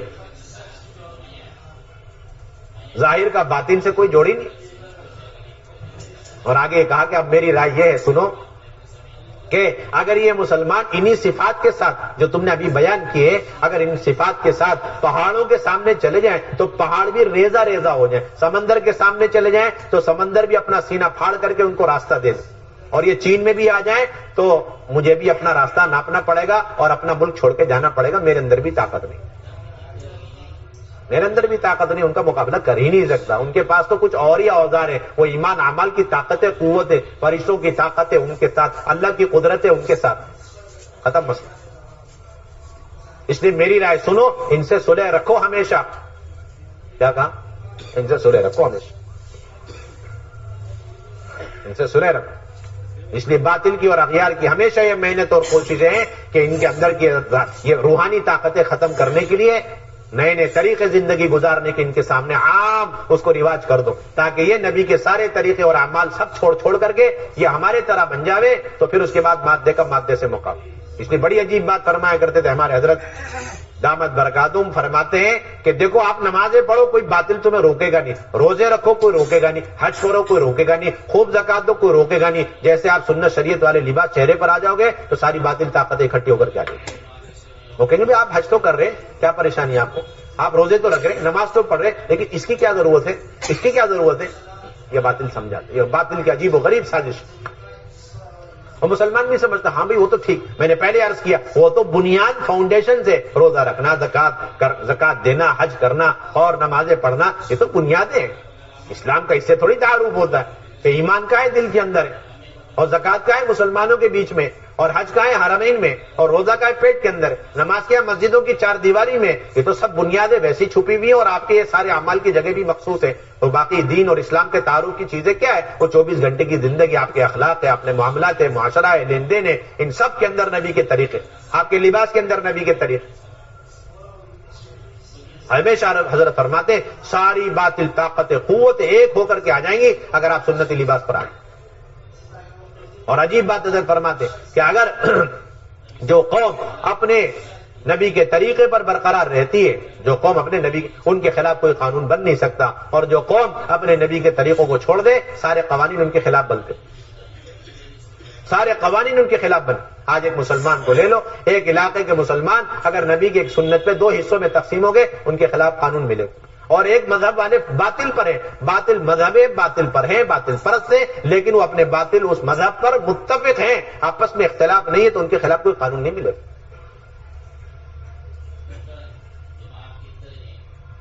اجتماعیت رنگ روپ کے اعتبار سے اکٹھا ہو جانے کا نام نہیں ہے، ملکوں کے اعتبار سے اکٹھا ہونے کا نام اجتماعیت نہیں۔ اللہ رسول کے جو احکامات ہیں، نبی کے جو طریقے ہیں، اس پر جمع ہونا، اس کو اجتماعیت کہا جاتا ہے۔ زبان والے اکٹھے ہو گئے اور رنگ والے اکٹھے ہو گئے کہ یہ اجتماعیت نہیں، اجتماعیت نہیں۔ اجتماعیت تو صرف وحدت فکر، وحدت کلمہ جو پیدا ہوگا وہ ایمان اور اعمال کی بنیاد پر۔ اس کی بنیاد پر مولانا یوسف رحمۃ اللہ علیہ بڑی عجیب بات فرمایا کرتے تھے کہ لوگوں نے بڑی بڑی عجیب نئی نئی چیزیں تیار کر لی، لیکن آج تک وہ سفید اور گوروں اور کالوں کو اکٹھا نہیں کر سکے، ان کے پاس ایسا کوئی آلہ ہی تیار نہیں ہو، فیل ہو سارا اسکیم ان کی فیل۔ لیکن آپ دین پر چلو، آپ کو ایک دسترخوان میں ہر طرح کے لوگ ملیں گے، اور ایک نماز میں ہر طرح کے لوگ ملیں۔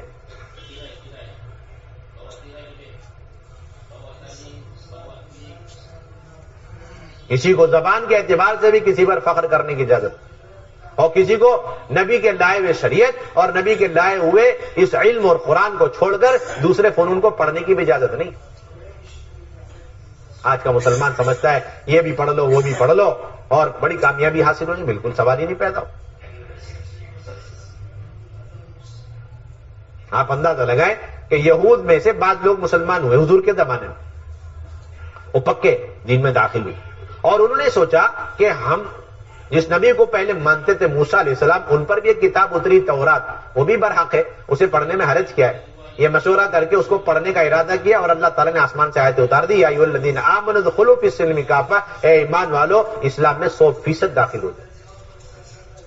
ادھر مشورہ ہو رہا ہے ان کا کہ تھوڑا تورات کا مطالعہ کر لیا جائے، آسمانی کتاب ہے، کسی زمانے میں وہی راہ حق ہے اور وہی برحق کتاب تھی، نبی برحق پر اتاری گئی، اور اسے مانے بغیر اس پر عمل کیے بغیر ناکامی ہی ناکامی ہے۔ ایسی کتاب کے بارے میں وہ لوگ سوچ رہے کہ تھوڑا ہم اس کتاب کو پڑھ لیں، کیا حرج کی بات ہے؟ اللہ تعالیٰ فرما رہے 100% داخل، یعنی جو آدمی ان چیزوں کو پڑھ رہا ہے وہ بھی 100% دین میں داخل نہیں مانا جائے گا۔ تو آپ بتاؤ کہ ان کے طور طریقوں کو اپنانے والا 100% مسلمان کہاں سے ہو سکتا ہے جب پڑھنے کی گنجائش نہیں؟ اور پھر سے آپ اس سے اندازہ لگائیں آج کل جو دنیا بھر کی ساری پڑھائیاں ہیں اس کی کیا حیثیت رہے گی شریعت کی نظر؟ اب اس تورات کے پڑھنے کی گنجائش آئے حضرت عمر رضی اللہ تعالیٰ عنہ ایک مرتبہ، کیونکہ وہ یہودیوں کے پاس جایا کرتے تھے، ان سے سلام دعا رکھتے تھے اور ان کی باتیں سمجھتے تھے، ان کو جواب دیتے تھے، تو ایک مرتبہ ان کے پاس ایک پنہ لے کر کے اور آ کر کے حضور صلی اللہ علیہ وسلم کی خدمت میں حاضر ہوئے اور کہنے یا رسول اللہ یہ تورات کا ایک ورق ہے، ہم معلومات بڑھانا چاہتے ہیں کہ اس کے اندر کیا اور علم ہے اور معلومات۔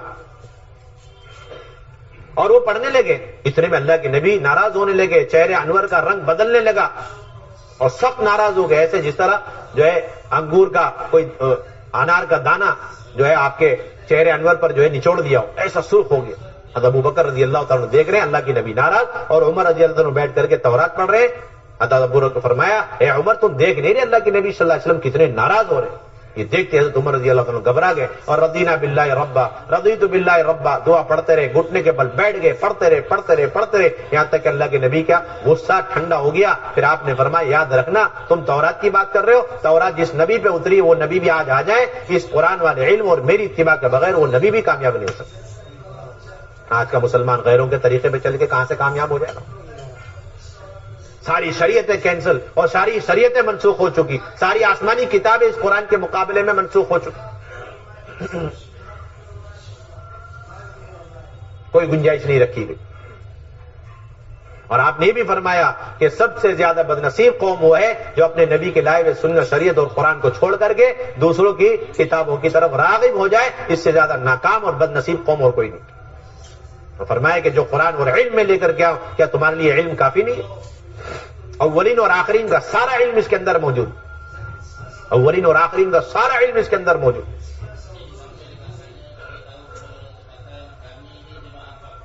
اس لیے بنیادی ذمہ داری اس کام کا بنیادی مقصد کہ امت کو صرف عبادات پر لانا ہے, کافی نہیں کہ نمازیں ہو گئی ہو, بلکہ بنیادی مقصد ہے احیاء سنت. اور ایک دھوکہ یہ بھی لگا ہوا اسی وجہ سے کہ یہ دعوت کی محنت, اسے بھی آدمی کسی بھی طریقے سے انجام دے لے, کوئی بھی طریقہ اختیار کر لیں گے نہیں, کسی بھی طریقے سے آپ دعوت کی محنت کریں اور پھر آپ تکلیفیں برداشت کر لیں, اس کو مجاہدہ نہیں کہا جاتا. ہر طرح کی تکلیفوں کو, مشقتوں کو برداشت کرنے کا نام مجاہدہ نہیں ہے جس پر اللہ کی طرف سے ہدایت کے وعدے ہوں, بلکہ دین کو اللہ کے بندوں تک پہنچانے کے لیے نبی کا جو مخصوص طریقہ اللہ نے 1.25 لاکھ نبیوں کو دنیا میں بھیج کر کے ہم سب کو قیامت تک تعلیم دی ہے, اس طریقے پر جب دعوت کی محنت دی جائے اور اس میں ناگواری پیش آئے, اسے اللہ کے لیے برداشت کرنا, یہ مجاہدہ کہلاتا ہے. اللہ کے بندوں کو اللہ کا پیغام پہنچانے میں نبی کا طریقہ اختیار کرتے ہوئے جو ناگواری ہے اسے اللہ کے لیے برداشت کیا, اسے مجاہدہ کہا جاتا ہے, جس پر اللہ کی طرف سے ہدایت کے وعدے. جتنے طور طریقے اس وقت دین کو پھیلانے کے لیے آج مسلمانوں نے دھوکے سے, غلطی سے, غلط فہمی سے, ماحول سے متاثر ہو کر اختیار کر لیے, یہ تو خلاف سنت طریقے. اس پر اجر نہیں ہے اس لیے کہ خلاف سنت, اور اس کا اثر بھی نہیں پڑے گا اس لیے کہ اس کے اندر مجاہدہ نہیں ہے. بے اثر ہے اس لیے کہ مجاہدہ نہیں, اور بے اجر ہے اس لیے کہ خلاف سنت. اس لیے مولانا یوسف فرمایا کرتے تھے, یہ دعوت کی مبارک محنت ظاہر کے خلاف ہونے کی وجہ سے بہت مشکل نظر آئی آپ کو. اپنی جان اپنا مال اور خود جانا, جا کے دعوت دینا, خوشامدیں کرنا, ناگواریوں کو برداشت کرنا, یہ سب خلافت, یہ سب رواجی طریقوں کے خلاف. یہ سب کیا ہے؟ رواجی طریقوں کے خلاف ہونے کی وجہ سے دعوت مشکل محسوس ہوتی. لیکن یہی اصل سنت ہے, اسی میں مجاہدہ ہے, اور اسی پر اثر بھی اور اسی پر اجر بھی. جس طرح ایک دانت صاف کرنے کی جو سنت ہے, مسواک, قیامت تک کتنے اچھے سے اچھے طریقے آ جائیں, سارے مل کر ایجاد کر لیں, لیکن وہ سنت کیا بدل نہیں ہو سکتی. مسواک کا بدل ہے نہیں ہو سکتی. دائیں ہاتھ سے کھانا ہی سنت ہے, بائیں ہاتھ سے کھانا قیامت تک کے لیے سنت نہیں ہو سکتی. کھڑے بیٹھ کر پانی پینا ہی سنت ہے, کوئی نہیں کہہ سکتا کھڑے ہو کر کے آپ پی سکتے, زمانہ بدل چکا ہے, کھڑے ہو کر کے کھا سکتے ہیں. بلکہ روایت میں صحیح مسلم کی روایت ہے, من شرب قائما فلیتقیا, جو شخص کھڑے کھڑے پانی پی لے چاہیے کہ وہ الٹی کر دے. پانی پا کے کیوں الٹی کر دے؟ پانی نہ پا کے, یا کسی اور کا آپ نے ہڑپ لیا پانی, کہ نہیں, پانی آپ کا ہے, آپ کی ملکیت کا ہے, پاک ہے, سب کچھ ہے, اور شدید ضرورت بھی ہے. ہاں, آپ کا وہ پانی جو حلال ہے, پاک ہے, اس کے پینے کا طریقہ ناپاک ہے, وہ شیطانی طریقہ کھڑے ہو کر کے کیوں کیا آپ نے؟ بس وہ کھڑے ہو کے پینے کی وجہ سے آپ کی زندگی میں شیطانی اثرات منتقل ہو, پیاس تو بجھ جائے گی, لیکن بیٹھ کر پینے کے جو انوارات زندگی میں آتے ہیں ان انوارات سے محروم ہو جائیں گے آپ. علماء نے اس لیے لکھا ہے کہ یہ جتنے لوگ پینٹ پتلون پہن کر کے اور تنگ لباس پہن کر کے نماز پڑھتے ہیں, یہ لکھا ہے کہ نماز کے جتنے اثرات اور ثمرات اور زندگیوں میں برکات آنی چاہیے, ان برکتوں سے یہ لباس والے ہمیشہ محروم رہے. علماء نے صاف لکھا, یہ لباس ہے اللہ کے سامنے کھڑے ہونے کا, یہ اللہ کے سامنے, اللہ کے دربار میں کھڑے ہونے کا لباس. مبغوض لباس لکھا علماء کرام نے، ناپسندیدہ لباس ہے، اور اسے نماز دہرانی پڑے گی. کیوں؟ کہ اس نے عین نماز کے دوران اللہ کو ناراض کرنے والے، اللہ کے نبی کے طریقے سے ہٹے ہوئے لباس کو، یہود و نصارہ کے لباس کو استعمال کیا ہے، اس لیے اسے چاہیے نماز دہرا لے. اور اس نے پڑھ بھی لیا تو کہتے ہیں کہ اس نماز کے اثرات جو زندگی میں پڑھنے چاہیے، اس کے کاروبار میں، اس کے بیوی بچوں میں، اور جو برکتیں آنی چاہیے، وہ اثرات مرتب نہیں ہوں. صاحب لکھا علماء کرام. آج نماز مسلمان پڑھ کے بھی اس کے اثرات زندگی میں، کاروبار میں، بیوی بچوں میں کیوں محسوس نہیں کر رہا؟ کہ اس کی نماز کے اندر کھوٹے کمی نہیں. وضو تو میں نے اچھا کیا، اور غسل بھی اچھا، اور جسم کا نہیں، وہ سب کچھ اچھے، لیکن آپ کا طریقہ ناپاک ہے، مبغوض ترین طریقہ ہے آپ کا.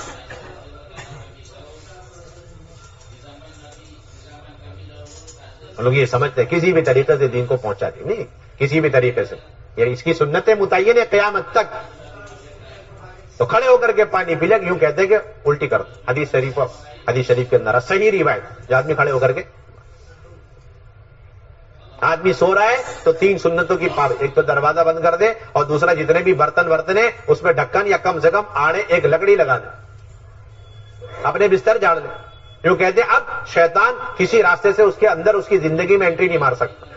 اور علماء نے کہا جب اتنی چھوٹی چھوٹی ضرورتوں میں، ان باریک چھوٹی چھوٹی سنتوں کی پابندی پر اتنے زبردست روحانی شیطانی کو وسوسوں سے اور اس کے جو ہے حملوں سے حفاظت ہو سکتی ہے، آپ اسے اندازہ لگاؤ کہ پھر عبادت کی سنتوں کے اثرات کتنے زندگی میں پڑیں گے. اور پھر وہ جو دعوت کی عالی ترین محنت کی نبیوں والی جو سنتیں ہیں، جانا اور جا کر کے اپنے جسم کو تھکانا، پسینے بہانا، اور پھر تمام ناگواریوں کو برداشت کر، اگر ان مجاہدوں ان سنتوں کے ساتھ دعوت کی محنت میں امت اتر جائے گی تو اب بتاؤ کتنی خیر و خوبی اس کی زندگی میں آئی.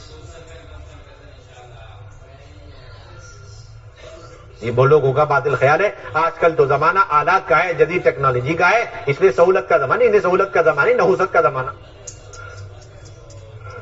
آپ تصور کر سکتے ہیں کہ نماز پڑھنے کا زمانہ، نماز پڑھنی ہے، لیکن اب تو زمانہ ایک تو یہ کہ ہم کمزور ہیں جسمانی اعتبار، دوسرا یہ کہ سہولتیں بہت ہو گئی. کوئی رابٹ، کوئی اور آلہ آ جاوے جو بہترین قرات، لمبی قرات، لمبا رکوع، لمبا سجدہ، پوری رات قیام کرے. نبی نے ایک ہی رکعت میں 6.5 پارے پڑھے. مجھے پڑھنے کا شوق ہے لیکن کمزوری ہے، ٹائم میں ابھی ٹائم نہیں، فرصت نہیں، اس لیے میں نے ایک آلہ لگا دیا، بٹن دبا دیا، اس نے قرات کر لی. آپ بتاؤ، سوچ سکتے ہیں آپ؟ ایک لمحے کے لیے بھی اس کا قیام آپ کے قیام کا بدل نہیں بن سکتا. ایک لمحے کے لیے بھی اس کا رکوع آپ کے رکوع کا بدل نہیں بن سکتا. ایک آیت کا اس کا پڑھنا وہ آپ کے پڑھنے کا بدل نہیں بن سکتا. کیوں کہ عبادت آپ کے جسمانی عمل کو کہتے ہیں، کسی خارجی آلات کو نہیں. عبادت کہتے ہی سے بندہ اپنے آپ کو ذلیل کرے اللہ کے سامنے، اپنے پیشانی رگڑے زمین، اپنی ناک نیچے رکھے، اپنے جسم کو تھکانا، ذلتیں برداشت کرنا، بالکل عبادت کی اور بندگی کی آخری انتہا کو پہنچ جائے، یعنی اعلیٰ ترین چہرہ، چہرے کا اعلیٰ ترین پیشانی اور ناک کو زمین پر رگڑے. یہ مقصد ہے. یہ مقصد پورا ہو جائے گا ان آلات کے ذریعے سے. کوئی بہترین آلہ قیام کر لے آپ کے بدلے، کوئی سوچ بھی نہیں سکتا. عبادت آپ ہی کو کرنی، نماز آپ ہی کو پڑھنی ہے. اگر آپ کھڑے ہو کے پڑھ سکتے ہیں تو آپ کھڑے ہو کر کے پڑھیے، بیٹھ کے تو بیٹھ کے پڑھیے، اور نہیں ہو سکتا ہے تو لیٹ کر کے، نہیں ہو سکتا تو اشارے سے، اور پھر بھی نہیں اور نماز قضا ہو گئی تو انتظار کیا جائے گا. آپ کو افاقہ ہو گیا، طبیعت اچھی ہو گئی، آپ ہی کو اپنی نمازیں قضا کرنی پڑیں گی. اس کے بدلے نہ پیسہ دینا ہے، اس کے بدلے کوئی آپ کا جگری دوست وہ آپ کے بدلے نماز نہیں پڑھ سکتا. اور اگر انتقال کر گئے تو پھر مرنے کے بعد بھی کوئی آپ کے بدلے آپ کی نماز نہیں پڑھ سکتا. ہاں، آپ نے وصیت کی ہے تو آپ کے مال سے فدیے کے طور پر ایک ایک نماز کا پیسہ دے دیا جائے. یعنی اس کا کوئی بدل ہی نہیں ہے نماز کا، اس کا کوئی بدل ہی نہیں. آپ اندازہ لگائیں نا کیا ہے یہ شریعت، انسان کے جسم سے اس کا تعلق. ایسے ہی دین کو امت تک پہنچانے کے لیے اللہ نے انسان کو اس کے جسم کو مکلف بنایا، اور اسی کو سکھلانے کے لیے اللہ نے نبیوں کو دنیا میں بھیجا. ورنہ اتنے 1.25 لاکھ نبی، اور ہر نبی آ کر کے دردرائے جا رہے، جھٹلائے جا رہے، انہیں آروں سے کاٹا جا رہا ہے اور چیرا پھاڑا جا رہا ہے، آگ میں ڈالا جا رہا ہے، اور انہیں چاروں طرف سے تکلیفیں پہنچائی جا رہی. یہ ساری کیا چیزیں؟ یہ اس لیے تھی کہ سہولت کا زمانہ نہیں تھا، کہ نہیں، یہ سنتیں تھی دعوت کی جو قیامت تک سکھلانی آپ کو. آسمان میں جانا، اللہ کے دیدار کرانے اور 5 وقت کی نمازیں دینی ہے، اس کے لیے تو براق سواری آ رہی ہے. اور طائف اتنا قریب تھا، وہاں جانے کے لیے براق سواری نہیں ملی. کیوں کہ یہ دکھلانا تھا پیدل جانا دعوت کا کام ہے، دعوت کی سنتیں.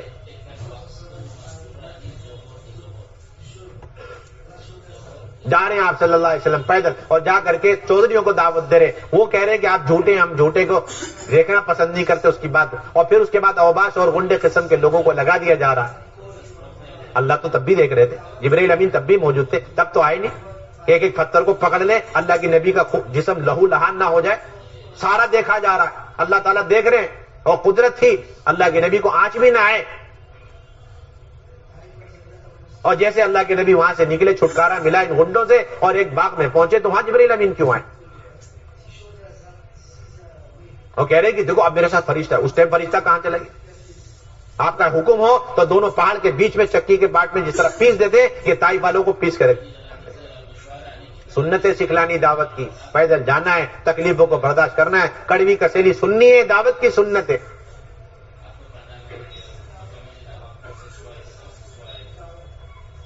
اور جبرائیل امین کہہ رہے ہیں کہ یہ لوگ ایمان نہیں لائیں گے، لیکن نہیں یہ تو نہیں لائیں گے ایمان، ٹھیک ہے لیکن ان کی نسل تو ایمان لائے گی، ہاں ہو سکتا ہے تو ٹھیک ہے میں ان کو باقی رکھنا چاہتا ہوں، میں بد دعا نہیں کر۔ یہ سنتیں سکھلانی ہے کہ تکلیفیں ظالموں سے برداشت کرو، پھر ان کے لیے بد دعائیں مت کرو، بلکہ انہیں باقی رکھو تاکہ ان کی آنے والی نسل ہو سکتا ہے دین میں داخل ہو جائے۔ دعوت کی سنتیں بھلا دیا، اور ان ساری تکلیفوں کے بعد ایک غلام عداس کو ہدایت مل رہی، اس کو ہدایت ملی، پیدل یہاں سے طائف جا رہے، اور پھر ساری تکلیفوں کو برداشت کرنے کے بعد ایک غلام عداس کو ہدایت مل رہی۔ یہ دکھلانا تھا کہ اتنے سارے مجاہدے یہ سب دعوت کی سوغات ہے، سنتیں، اس کے بغیر دعوت نہیں ہے۔ اس لیے مولانا جیسا فرمایا کرتے تھے دعوت کیا ہے؟ فرماتے تھے اللہ کے بندوں تک اللہ کی پیغام کو پہنچانے کی ذلتوں کی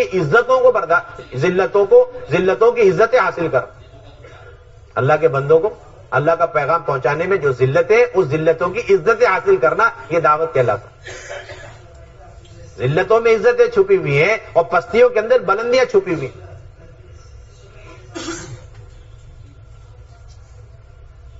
معمولی کام تو ہے نہیں، حالات ہیں، نئے ہیں اور کمزوریاں ہیں، اس لیے اللہ تعالیٰ نے یہ آلات دے دیے، حالات ہیں، آلات دے دیے، ان آلات کے ذریعے مشورے، ان آلات کے ذریعے سے ملاقاتیں، ان کے ذریعے سے دین پہنچا دیا جائے کہ یہ اس امت کا دھوکہ ہے۔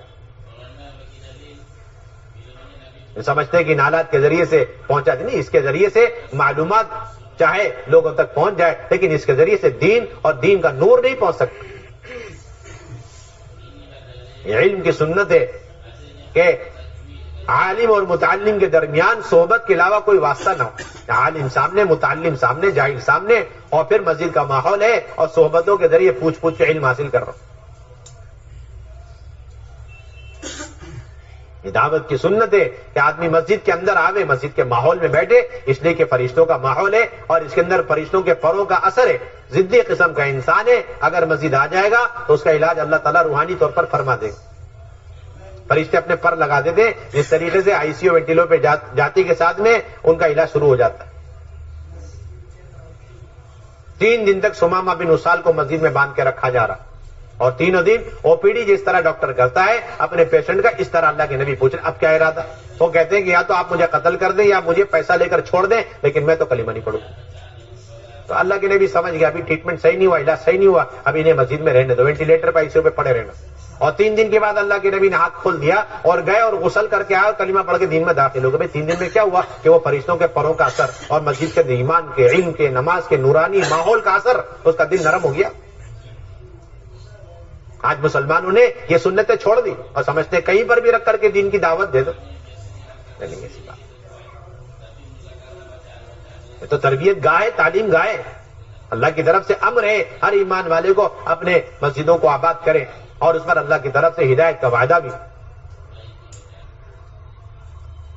نہ مسجدوں کا کوئی بدل ہے اور نہ ہی انسان کا کوئی بدل ہے۔ دعوت کے اعتبار سے مسجدوں کا کوئی بدل نہیں، اور اسی طرح دعوت دینے کے اعتبار سے انسان کا کوئی بدل نہیں۔ آپ اندازہ تو لگائے اللہ رب العزت نے یحییٰ علیہ السلام کو حکم دیا کہ بنو اسرائیل کو بیت المقدس میں جمع کریں، اور جمع کرنے کے بعد انہیں 5 باتیں پہنچا دیں، ایمان اور ذکر اور نماز اور روزہ اور دین کی محنت، یہ باتیں آپ پہنچا دیں۔ ان سے تاخیر جب ہونے لگی تو عیسیٰ علیہ السلام بھی اسی دور کے نبی تھے. انہوں نے عرض کیا کہ اگر آپ سے تاخیر ہو رہی ہے تو میں جاتا ہوں, جا کر کے انہیں یہ باتیں پہنچا دیتا ہوں. سب اکٹھا ہے, آپ بتائیں مسجد ہی میں جمع کر کے ان تک بات پہنچانے کا حکم کیا ہے, اور حکم دینے کی وجہ کیا ہے, اس میں کیا راز ہے؟ ایک مسجد کا ماحول یہ نورانی ماحول ہے, فرشتوں کا ماحول, اس کے ذریعے سے جو علم حاصل کیا جائے, جو دین کی باتیں سنی سنائی جائیں گی, اس کا اثر زندگی میں فوراً منتقل ہو. تو اس پر یحییٰ علیہ السلام نے فرمایا اگر میں نہ گیا اور آپ چلے گئے اور جا کر آپ نے میرے بدلے یہ ساری باتیں ان تک پہنچا دی تو یہ ایسا جرم ہے سنگین کہ اللہ رب العزت مجھے زمین میں زندہ دھسا دے. دونوں نبی ہیں, ایک ہی دور کے ہیں, دونوں نبی کا مقصد ایک ہی ہے, اللہ کے بندوں تک اللہ کا پیغام پہنچانا. لیکن ایک نبی کو جو حکم دے دیا اس حکم کو پورا کرنے میں دوسرا نبی بدل نہیں بن سکتا. جب نبی کا بدل نہیں, اللہ کے بندوں تک اللہ کا پیغام پہنچانے میں, تو یہ سارے گناہوں سے بھرے ہوئے یہ موبائل اور آلات اللہ کے بندوں تک پیغام, دین کا پیغام پہنچانے میں انسان کا بدل کیسے بن سکتا؟ یہ تو سراسر دھوکہ شیطان کھیل رہا ہمارے ساتھ, سراسر دھوکہ ہے. بہت عجیب بات مولانا الیاس فرمایا کرتے تھے کہ رواجی طریقوں سے اپنے کام کی حفاظت کرو. رواجی طریقوں میں رواج کی ظلمتیں ہیں, سنت طریقوں میں سنت کا نور ہے. اور فرماتے تھے اگر تم نے حق کو پھیلانے میں باطل طریقے استعمال کیے تو پھر باطل تو پھیلے گا, حق نہیں پھیلے گا. یہ سارے کیونکہ باطل ہمیشہ تعیش کے راستے سے پھیلتا. کس کے راستے سے پھیلتا؟ ہاں, تعیش کے راستے. اور دین ہمیشہ مجاہدوں اور مشقتوں کے راستے سے پھیلتا. کون سے راستے سے پھیلتا؟ مجاہدوں اور مشقتوں کے راستے سے پھیلتا. ایک ایک بندے کے پاس جانا, خوشامدیں کرنا اور انہیں لے کر کے آنا. انفرادی دعوت دیتے دیتے دیتے دیتے جب داعی اپنے مجاہدے کے آخری حد تک پہنچ جاتا ہے تو اللہ رب العزت مدعو کی ہدایت کے فیصلے فرما دیتے, یا پھر اگر وہ رکاوٹ ہے اس کے مقدر میں ہدایت نہیں تو اللہ تعالیٰ اپنی قدرت سے اس رکاوٹ کو دور فرما دیتے. اصولی بات. اللہ کے نبی صلی اللہ علیہ وسلم مسجد میں رکھ کر کے حکم بن کیسان کو دعوت دے رہے ہیں اور وہ انکار کرتے جا رہے ہیں. حضرت عمر رضی اللہ تعالیٰ عنہ نے درخواست کی, یا رسول اللہ صلی اللہ علیہ وسلم آپ دیکھ رہے ہیں وہ ماننے کو تیار نہیں, آپ اجازت دیں گردن اڑا دیں. وہ ہمیشہ ننگی تلوار. حضور صلی اللہ علیہ وسلم ان پر ناراض ہوئے, انکار کرنے والے پر ناراض نہیں ہوئے, اور آپ دعوت دیتے رہے. حضرت عمر پر ناراض ہو گئے اور تھوڑی دیر کے بعد حکم بن کیسان دین میں داخل ہو گئے, کلمہ پڑھ کر گئے. تو اللہ کے نبی نے حضرت عمر سے فرمایا کہ اگر میں تمہاری بات مان لیتا تو حکم بن کیسان جہنم میں داخل ہو جاتا. ایسا اللہ کے نبی اپنے آپ کو تھکا رہے. منیب عزی رضی اللہ تعالیٰ فرماتے میں نے زمانے جاہلیت میں دیکھا جب کوئی استقبال اور نصرت کرنے والا نہیں, اللہ کے نبی صلی اللہ علیہ وسلم لوگوں کے درمیان یہ دعوتیں دے رہے ہیں کہ یا ایھا الناس قولوا لا الہ الا اللہ تفلحوا, کہ لوگوں لا الہ الا اللہ پڑھ لو کامیاب ہو جاؤ گے. آپ دعوت دے رہے ہیں. میں نے دیکھا ایک آدمی اللہ کے چہرے انور پر تھوک رہا ہے, دوسرا آدمی اللہ کے نبی کے اوپر مٹی ڈال رہا ہے, اور تیسرا آدمی آپ کو برا بھلا کہہ رہا ہے. اسی میں آدھا دن ہو گیا. ان سنتوں پر کون عمل کرے گا؟ یہ ساری سنتیں چھوڑ دی اور کسی بھی طریقے سے دین کو پہنچا کر کہہ دیا وما علینا الا البلاغ, کہ ہمارے ذمہ تو پہنچانا تھا. اس لیے مولانا یہ فرمایا کرتے تھے کہ کانوں تک دین کی باتوں کو پہنچانے کا نام تبلیغ نہیں ہے بلکہ دل تک اتارنے کا نام تبلیغ, اور دل تک اتارنے کا مسنون طریقہ ہے. ایک داعی مجاہدہ برداشت کرے, اور نمبر 2 اس مدعو کو لے کر مسجد کے ماحول میں آئے تو اللہ تعالیٰ اب اپنی قدرت سے جب دعوت کی شرطیں پوری ہو جائیں گی, مجاہدہ آخری حد تک پہنچ جائے گا, اللہ تعالیٰ اس دعوت کا اثر اس کے دل میں اتار دے گا. قسمیں کھا کر آیا کرتے تھے کہ ہمیں نبی کی بات سننی نہیں, نبی کی بات سننی ہی نہیں, ماننی تو بہت آگے کی, سننی ہی نہیں ہے. کانوں میں روئی رکھ لیا. وہی راستہ ہے کہ بلا اختیار ہو سکتا ہے نبی کی کوئی بات کان میں پڑ جائے, کان میں روئی رکھ کر کے مسجد میں قدم رکھتے ہی ان کے دل میں یہ بات آتی ہے کہ ہاں بھائی نبی کی بات سننے میں کیا حرج ہے, اگر صحیح بات ہے مان لوں گا, اگر نہیں ہے تو چھوڑ دوں گا, میں سمجھدار انسان ہوں. یہ جذبہ کہاں پیدا ہو؟ مسجد میں قدم رکھتے ہی پیدا ہو. باہر کفار مکہ نے سب نے مل کر کے طفیل بن عمرو الدوسی رضی اللہ تعالیٰ عنہ کو ورغلایا, سمجھایا اور انہیں ڈرایا دھمکایا. ساری محنت سے پانی پھر گیا. حرم شریف میں قدم رکھتے کے ساتھ 30 سال 40 سال 50 سال 60 سال ہو گئے, مسجد کے باہر ہے اور ہر طرح کی زندگی کے اندر کمزوریاں ہیں, خامیاں پیدا ہو چکی ہیں. اس کا علاج ہے کہ ہاں سنتی لباس سنتی علاج موجود ہے. آپ بس کسی طرح خوشامد کر کے اسے مسجد میں لے کر کے آ جائیں, اندر سے دل تیار ہوگا دین کی بات سننے کے لیے. ایک قبیلہ آیا, قبیلے ثقیف کے لوگ آئے, یہی لوگ جنہوں نے اللہ کے نبی کو سب سے زیادہ ستایا. اور وہ آئے رمضان کے مہینے میں، آ کر انہوں نے شرطیں لگائی کہ ہم بت پرستی نہیں چھوڑیں گے، ہم نماز نہیں پڑھیں گے۔ نماز کے اندر تو بڑی ذلت ہے ہمارے لیے کہ ناک نیچے جائے، سورین اوپر اٹھے سجدے میں، یہ تو بڑی بے عزتی کی بات ہے، ہم نہیں برداشت کرتے۔ زکات کیوں دے؟ مال ہمارا ہے، اور جہاد کیوں کرے؟ جان ہماری، جان کیوں گواوے؟ اللہ کے نبی نے ساری بات سنی اور آپ نے فرمایا اس دن میں کوئی خیر نہیں جس میں رکوع نہیں، نماز نہیں، اور کہنے لگے 1 سال تک بت پرستی بھی نہیں چھوڑیں گے۔ آپ نے ان کی ساری بات سنی اور ان کے لیے اللہ کے نبی صلی اللہ علیہ وسلم نے مسجد کے اندر خیمہ لگایا، لیکن ارق لقلوبہم، تاکہ دل ان کا نرما جائے۔ چنانچہ وہ مسجد میں ٹھہرے۔ روایت میں آتا چند دن گزرے، رمضان کے روزے شروع کر دیے، روز نمازیں پڑھنی شروع کر دی، دین کی محنت کے لیے تیار ہو گئے۔ جی بھائی اب کیا ہو گیا؟ یہ علاج ہو گیا روحانی؟ کسی بڑے سے بڑے بزرگ کی صحبت میں رہنے سے وہ اثر نہیں پڑتا جتنا فرشتوں کے پروں کے اندر رہنے سے اثر پڑتا ہے۔ مولانا یوسف افزانی مثال دیا کرتے تھے کہ جس طریقے سے انڈوں کے اندر جان پڑ جایا کرتی ہے جب وہ مرغی کے پروں کے اندر چند دن رہے، کوئی انڈا رہے تو اس کے اندر جان پڑ گئی، ایسی چند دن کے لیے اگر فرشتوں کی صحبت یہ مسلمان اختیار کر لے اور ان کے پروں کے اندر بیٹھ جاوے، اس کے اندر دین پر چلنے کی استعداد اور احکامات پیدا ہوتے۔ اللہ رب العزت نے 2 ذمہ داری دی ہے، ایک اپنی ذات سے حکموں پر چلنا، احکامات پر، اور دوسری بنیادی ذمہ داری ہے کہ اللہ کے ہر بندے تک اور پورے عالم میں رہنے والے امت تک اس دین کی بات کو پہنچانا۔ اس امت کی یہی خصوصیت ہے، امر بالمعروف نہی عن المنکر۔ اگر آدمی ساری نیکیاں کر لے، یہ بات قسم کھا کر کہی جا سکتی ہے، صحابہ کہا کرتے تھے کہ ایک انسان ہے وہ دن اور رات سارے اعمال سارے احکامات کر رہا لیکن وہ امر بالمعروف نہی عن المنکر نہیں کر رہا، تو پھر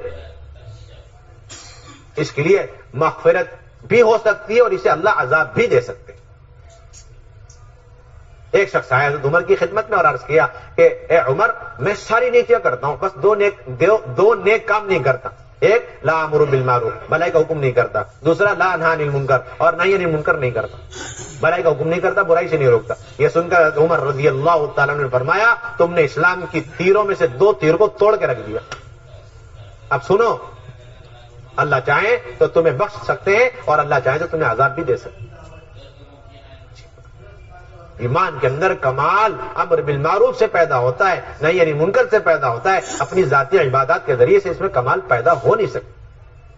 اور ایمان کی تکمیل کے لیے یہ سارے گشتوں کا، ملاقاتوں کا سلسلہ ہے، اور یہ ساری آبادی کی محنت ہے، اور مسجدوں گھروں کے اندر یہ تعلیم کے حلقے، قرآن کے حلقے، یہ سب عین تربیت ہے۔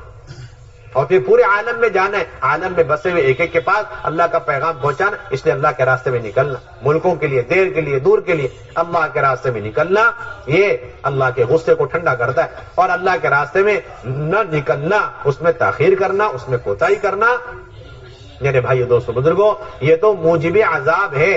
قرن اول میں کسی صحابی کے کسی غلطی اور لغزش پر اللہ رسول کی طرف سے ایسی ناراضگی نہیں ملتی جتنا کہ اللہ کے راستے سے پیچھے ہٹنے والوں پر اللہ رسول کی ناراضگی ملتی۔ 3 صحابہ ہمیشہ اللہ کے راستے میں جانے والے، کوئی غلطی کوئی گناہ نہیں ہوا، لیکن تبوک کے موقع پر گئے نہیں، قتال بھی نہیں تھا، اس پر اللہ ناراض، اللہ کے رسول ناراض، زمین تنگ ہو گئی اور 50 دن تک سلام کلام بند۔ کیا انہوں نے قتل کر دیا کسی کا کہ نہیں، اور چوری کی کہ نہیں، زنا کیا کہ نہیں؟ وہ تو زنا کرنے والوں پر تو رجم ہوا اور ایسی توبہ ان کی قبول ہوئی کہ ان کی توبہ کو مدینے والوں پر تقسیم کر دو تو سب کی بخشش ہو جائے۔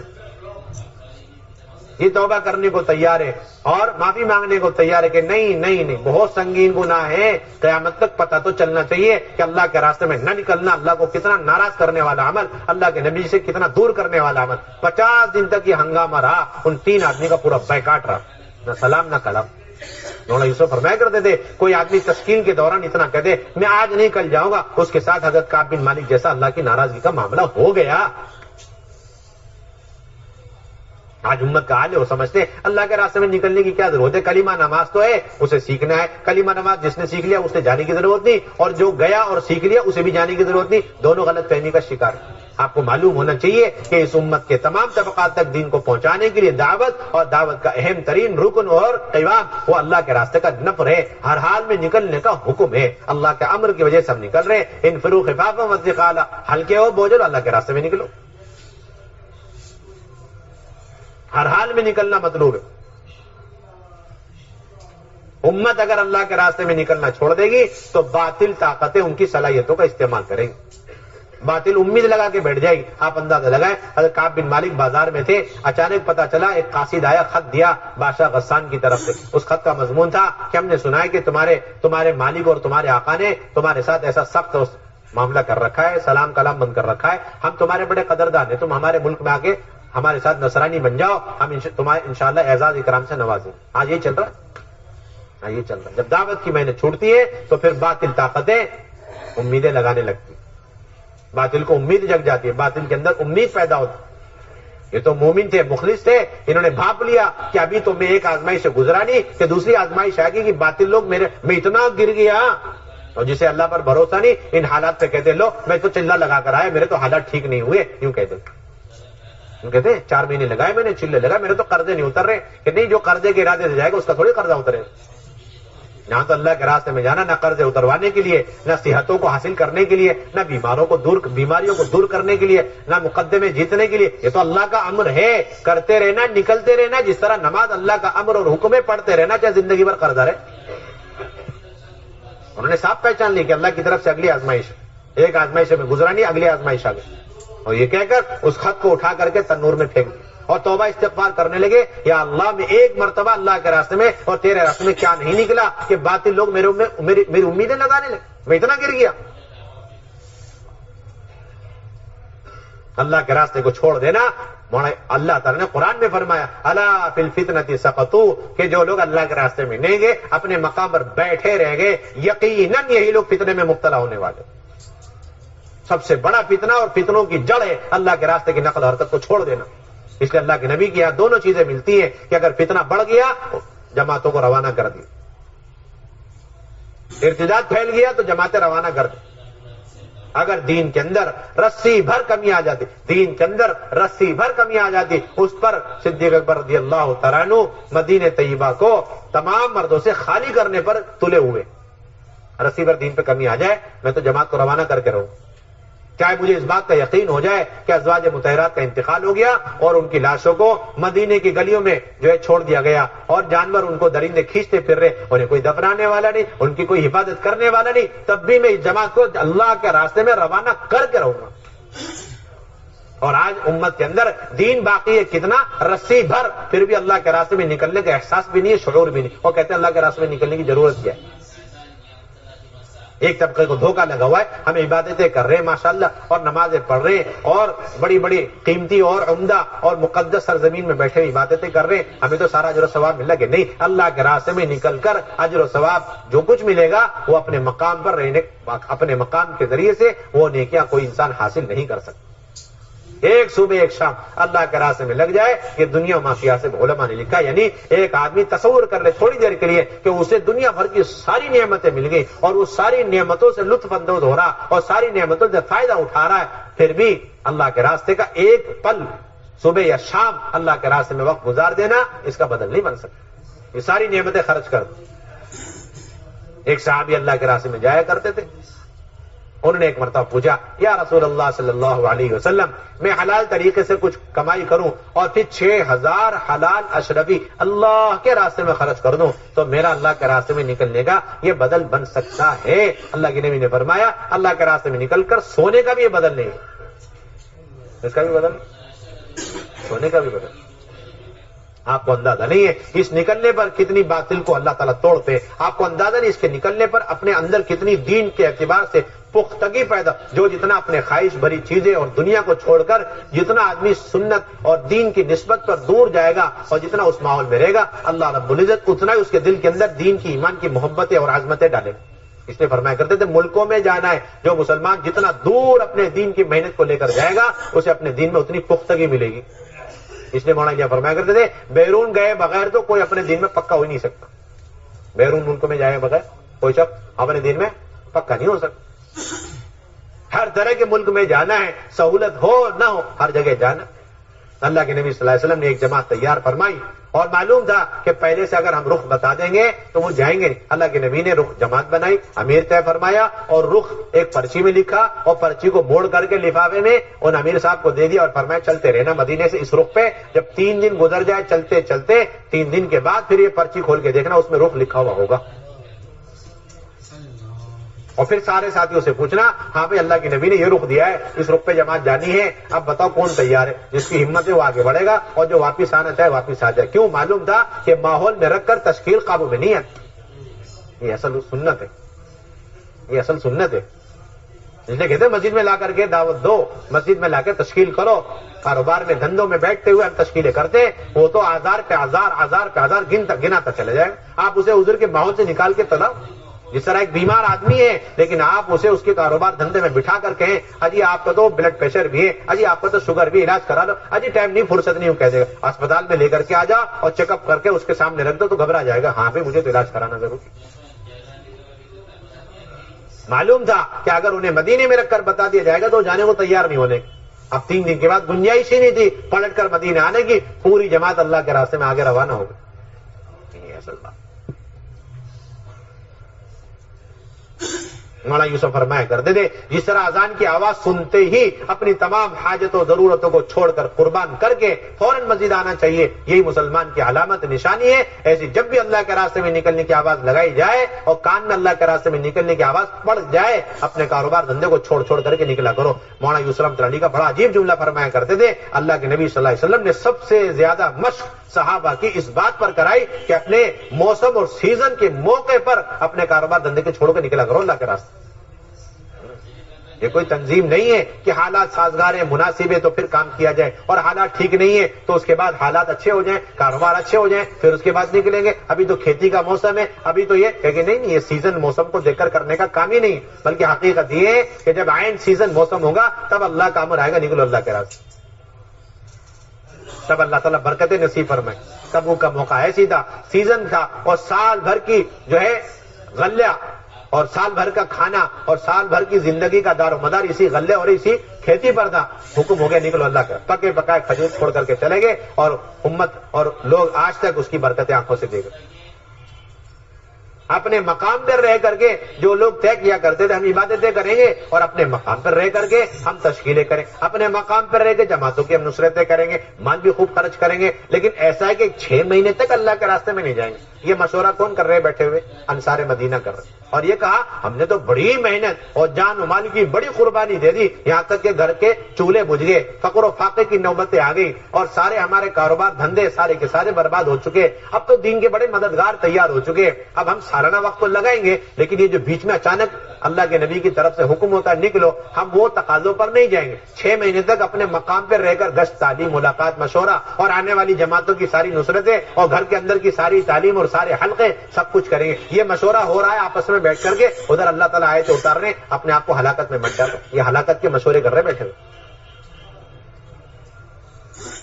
وانفقوا فی سبیل اللہ ولا تلقوا بأیدیکم الی التہلکہ. اصل بنیاد یہ کہنا چاہیے نکلو اللہ کے راستے میں. انہوں نے طے کیا تھا خرچ تو کریں گے لیکن اللہ کے راستے میں نہیں, مقام پہ رہ کے خرچ. اس سے معلوم ہوا نکلنا اللہ کے راستے میں نہ نکلنا یہ ہلاکت, اور اللہ کے راستے میں نکل کر کے خرچ کرنا وہ اصل خرچ. اللہ کے راستے میں دین. اس لیے مولانا یوسف فرمایا کرتے تھے حضرات صحابہ کے مال کا سب سے بڑا مصرف راہ خدا ہے. صحابہ کے مال کا سب سے بڑا مصرف راہ, جتنا ان کا مال دین کے زندہ کرنے میں لگا ہے اتنا کبھی ان کے خواہشات پہ نہیں لگا. کبھی کس میں نہیں لگا؟ خواہشات پہ نہیں لگا. کبھی شادیوں میں نہیں لگا.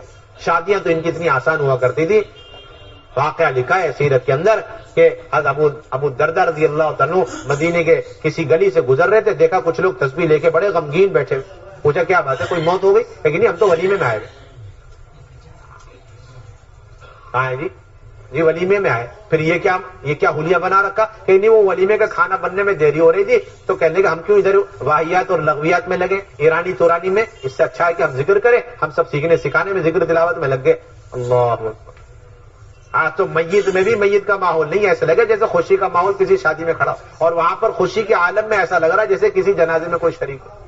اتنا مختصر زندگی ان حضرات کی, اتنی مختصر زندگی. سارا مال کدھر لگا؟ اللہ کے دین کے لیے لگا. ایک جماعت کو روانہ فرمایا. صبح کے وقت جماعت روانہ ہو گئی. ایک صحابی نے طے کیا کہ آج جمعے کا دن ہے اور پھر مسجد نبوی کی نماز ہے اور اللہ کے نبی کی اقتداء ہے, سید الانبیاء صلی اللہ علیہ وسلم کے پیچھے نماز پڑھیں گے. پتہ نہیں زندگی میں دوبارہ موقع ملے نہ ملے, کیونکہ اس زمانے کی تکلیف, اس زمانے کی تشکیل وہ تو ہمیشہ کی ہوتی تھی. موت حیات کا کوئی بھروسہ نہیں, چلے چار مہینے کا مسئلہ. یہ سوچ کر ایک صحابی رک گئے اور یہ سوچا کہ میرے پاس سواری عمدہ ہے, میں جلدی سے جا کر اس جماعت کو پکڑ لوں گا. نماز سے فارغ ہوتے اللہ کے نبی بڑے حیرت اور تعجب, اے ابن رواحہ تم گئے نہیں؟ اس سوال سے آپ اندازہ لگا اللہ کے نبی کوئی خوش نہیں ہے میرے پیچھے نماز پڑھنے والے صحابی سے. ایسا صحابہ کو تیار کیا ہے, میرے ساتھ چمٹے رہنا اور میرے ساتھ جو ہے پیچھے نمازیں پڑھتے رہنا, اس سے زیادہ افضل اللہ کے راستے میں نکلنا. کیوں رک گئے؟ کہ ایسے میں نے سوچا تھا, کسی کاروبار کی وجہ سے نہیں رکا, کوئی پیمنٹ کی وجہ سے نہیں رکا, اور کھیتی باڑی بیوی بچوں کی وجہ سے نہیں. میں نے سوچا زندگی کی آخری تشکیل ہے, نہ جانے آپ کے پیچھے نماز کا موقع ملے یا نہ ملے. اور مسجد النبوی کی نماز, جمعے کی نماز, جمعہ اور پھر آپ کے اقتداء میں اور آپ کے پیچھے اتنا بڑا جو ثواب میں نے سوچا حاصل کر کے جلدی. اللہ کی نے فرمایا, اے ابن رواحہ, جو لوگ صبح چلے گئے تمہارے اور ان کے درمیان 500 سال کا فاصلہ ہو گیا. وہ لوگ جنت میں تم سے پہلے 500 سال پہلے داخل ہو جائیں گے. اور ایک روایت میں ہے کہ تم دنیا مافیا اور دنیا کی ساری دولتوں کو لٹا دو, اللہ کے راستے میں خرچ کر دو, پھر بھی تم صبح جانے والی جماعت تک پہنچ نہیں سکتے, ان کے ثواب تک نہیں پہنچ سکتے. آپ اندازہ تو لگائیں, اتنا اونچا راستہ. اللہ کے نبی فرمائے کہ کچھ غریب غربا مسکین لوگ ہیں جن کے پاس سواری نہیں ہے, جن کے پاس اللہ کے راستے میں نکل کر خرچ کرنے کا مال نہیں ہے, اس مجبوری میں وہ مدینے میں رکے ہوئے ہیں. ان لوگوں کی مجبوریاں نہ ہوتی اور ان کا دل ٹوٹنے والا نہ ہوتا تو میں تو اللہ کے راستے میں جانے والی ہر جماعت کے ساتھ نکل جاتا, اور میرا جی چاہتا میں جاؤں اللہ کے راستے میں اور قتل کر دیا جاؤں, پھر زندہ کیا جاؤں, پھر قتل کر دیا, پھر زندہ کیا جاؤں, پھر قتل کیا. 7 مرتبہ آپ نے ارشاد فرمایا. کتنی مرتبہ ارشاد فرمایا؟ 7 مرتبہ ارشاد. ایک ایک صحابی کے کھاتے میں حضرت مولانا الیاس یوسف فرمایا کرتے تھے 6 مہینے اللہ کے راستے میں ہر صحابی کے سالانہ وقت لیا کر. کتنا مہینہ لگتا تھا؟ 6 سے 7 مہینے. اور مسجد 24 گھنٹے آباد, ہر وقت مدینہ طیبہ میں لوگ آ رہے, ان کو کلمہ سکھلایا جا رہا, دین سکھلایا جا رہا. اور گھروں کے اندر اعمال دعوت ہے کہ گھر کے اندر بھی کوئی خاتون آ گئی تو اس کا اللہ سے اتنا تعلق کہ اپنے مرے ہوئے بیٹے کو بھی زندہ کروا دیا. یہ خاتون آئے اپنے قبیلے سے اور اپنے بیٹے کو لے کر کے آئی. تھوڑے دنوں میں حضرت انس فرماتے کہ تھوڑے دنوں میں ان کے بیٹے کا انتقال ہو گیا. ہم نے غسل دیا, کفنایا اور آخری دیدار کے لیے جنازہ تیار رکھا. والدہ کو بلایا, آئے دیدار کریں. وہ آ کے پائٹی پہ بیٹھ کر کے اللہ سے دعا مانگ رہے, اللہ آپ بعد میں بھی اسے زندہ کرنے پر قادر ہیں, لیکن اس سے آپ کے دین کا کوئی فائدہ نہیں, نقصان ہے. اور اگر آپ آج کی ڈیٹ میں اسے زندہ کر دیں گے تو آپ کا دین کا بول بالا, اس لیے کہ میرے خاندان والے قبیلے والے بھی دین میں داخل ہو جائیں گے, ورنہ کہیں گے دیکھو یہ اسلام کی اور دین کی بدقسمتی اور نحوست ہے, اس کے بیٹے کی جان چلی گئی. دعا مانگتی رہی. کہتے ہیں حضرت انس رضی اللہ تعالیٰ عنہ تھوڑی دیر کے اندر کفن کا کپڑا ہلا اور ان کے بیٹے نے کفن کا کپڑا اپنے چہرے سے ہٹایا اور اٹھ کر کے بیٹھے, دوپہر کا کھانا کھایا اور دونوں لمبے زمانے زندہ رہے, دین کا کام کیا. اور بعد میں پہلے ماں کا انتقال ہوا, بعد میں بیٹے کا انتقال ہوا. ایسا گھر گھر کا ماحول. آئی ہوئی خاتون تھوڑے دنوں کے اندر اللہ سے اتنا گہرا تعلق اور دعاؤں کے اندر اتنی طاقت قوت ہے, اپنے مرے ہوئے بیٹے کو زندہ کرا. اس لیے کہتے ہیں گھر گھر کے اندر جماعتیں ٹھہرانا. سارے باطل کا اصل علاج, سارے ارتداد کا بنیادی علاج, ساری بے پردگی کا بنیادی علاج گھر گھر کے اندر مستورات کی جماعتیں ٹھہر. ایک ایک خاتون کو ہفتہ واری تعلیم سے جوڑو, ہر گھر کے اندر قرآن حدیث کے حلقے قائم کرو. ہر ایمان والی کو اللہ کے راستے میں ہر تیسرے مہینے میں 3 دن لگواؤ اور سال کا عشرہ لگواؤ اور 3 سال میں 1 مرتبہ چلہ لگاؤ. اور جس خاتون میں آپ چاہتے ہیں کہ اس کے دین میں پختگی مضبوطی آ جائے اسے بھی ملکوں کے سفر کرواؤ, ورنہ ہماری ساری خواتین کی ساری صلاحیت یہ باطل کے پھیلنے میں لگے گی, ہمیں احساس بھی نہیں ہوگا. اللہ نے خواتین کو بھی وہ ساری طاقتیں دی ہیں جس طرح مردوں کو دی ہے. کیوں کہ مرد اور عورت دونوں مجموعی طور پر اللہ کے نبی کی نیابت میں دعوت کے ذمہ دار ہیں, دونوں پر یہ ذمہ داری ڈالی گئی ہے. اس لیے مولانا الیاس صاحب فرمایا کرتے تھے جو مرد جو عورت دین کے مٹنے کا غم لیے بغیر دنیا سے جا رہا, بدترین موت مر رہا, کل قیامت میں روسیا ہوگا اور اللہ کے نبی کے سامنے منہ دکھانے کے قابل نہیں رہے گا. اس لیے سارا مجمع عزم ارادے کرے کہ انشاءاللہ اس کام کو اپنا کام بنائیں گے, اپنی مسجدوں کو 24 گھنٹے آباد کریں گے اور اپنے گھروں کے اندر اعمال دعوت کو زندہ کریں گے اور انشاءاللہ ملکوں میں جائیں گے اور ہر سال کے 4-4 مہینے لگائیں گے. اب ہمت کر کے فرمائیں انشاءاللہ کون کون تیار فرمائیں. جو علماء کرام پہلا سال لگا چکے وہ حضرات ہمت کر کے کھڑے ہو کر کے فرمائیں ہم انشاءاللہ دوسرے سال کے لیتے ہیں. اللہ کا فضل ہے اس وقت 3000 علماء کرام پہلے سال میں چل رہے ہیں, 90 جماعتیں علماء کرام کی دوسرے سال میں نکل چکی اور 1 جماعت علماء کرام کی تیسرا سال کے لیے نکل چکی. اللہ کا فضل. فرمائیں ہمت کر کے انشاءاللہ علماء کرام اپنے دوسرے سال کو پیش کریں جی. اور دہلی والے فرمائیں بھائی ان کا آج جوڑ ہے اجتماعی ماشاءاللہ مسجدوں کی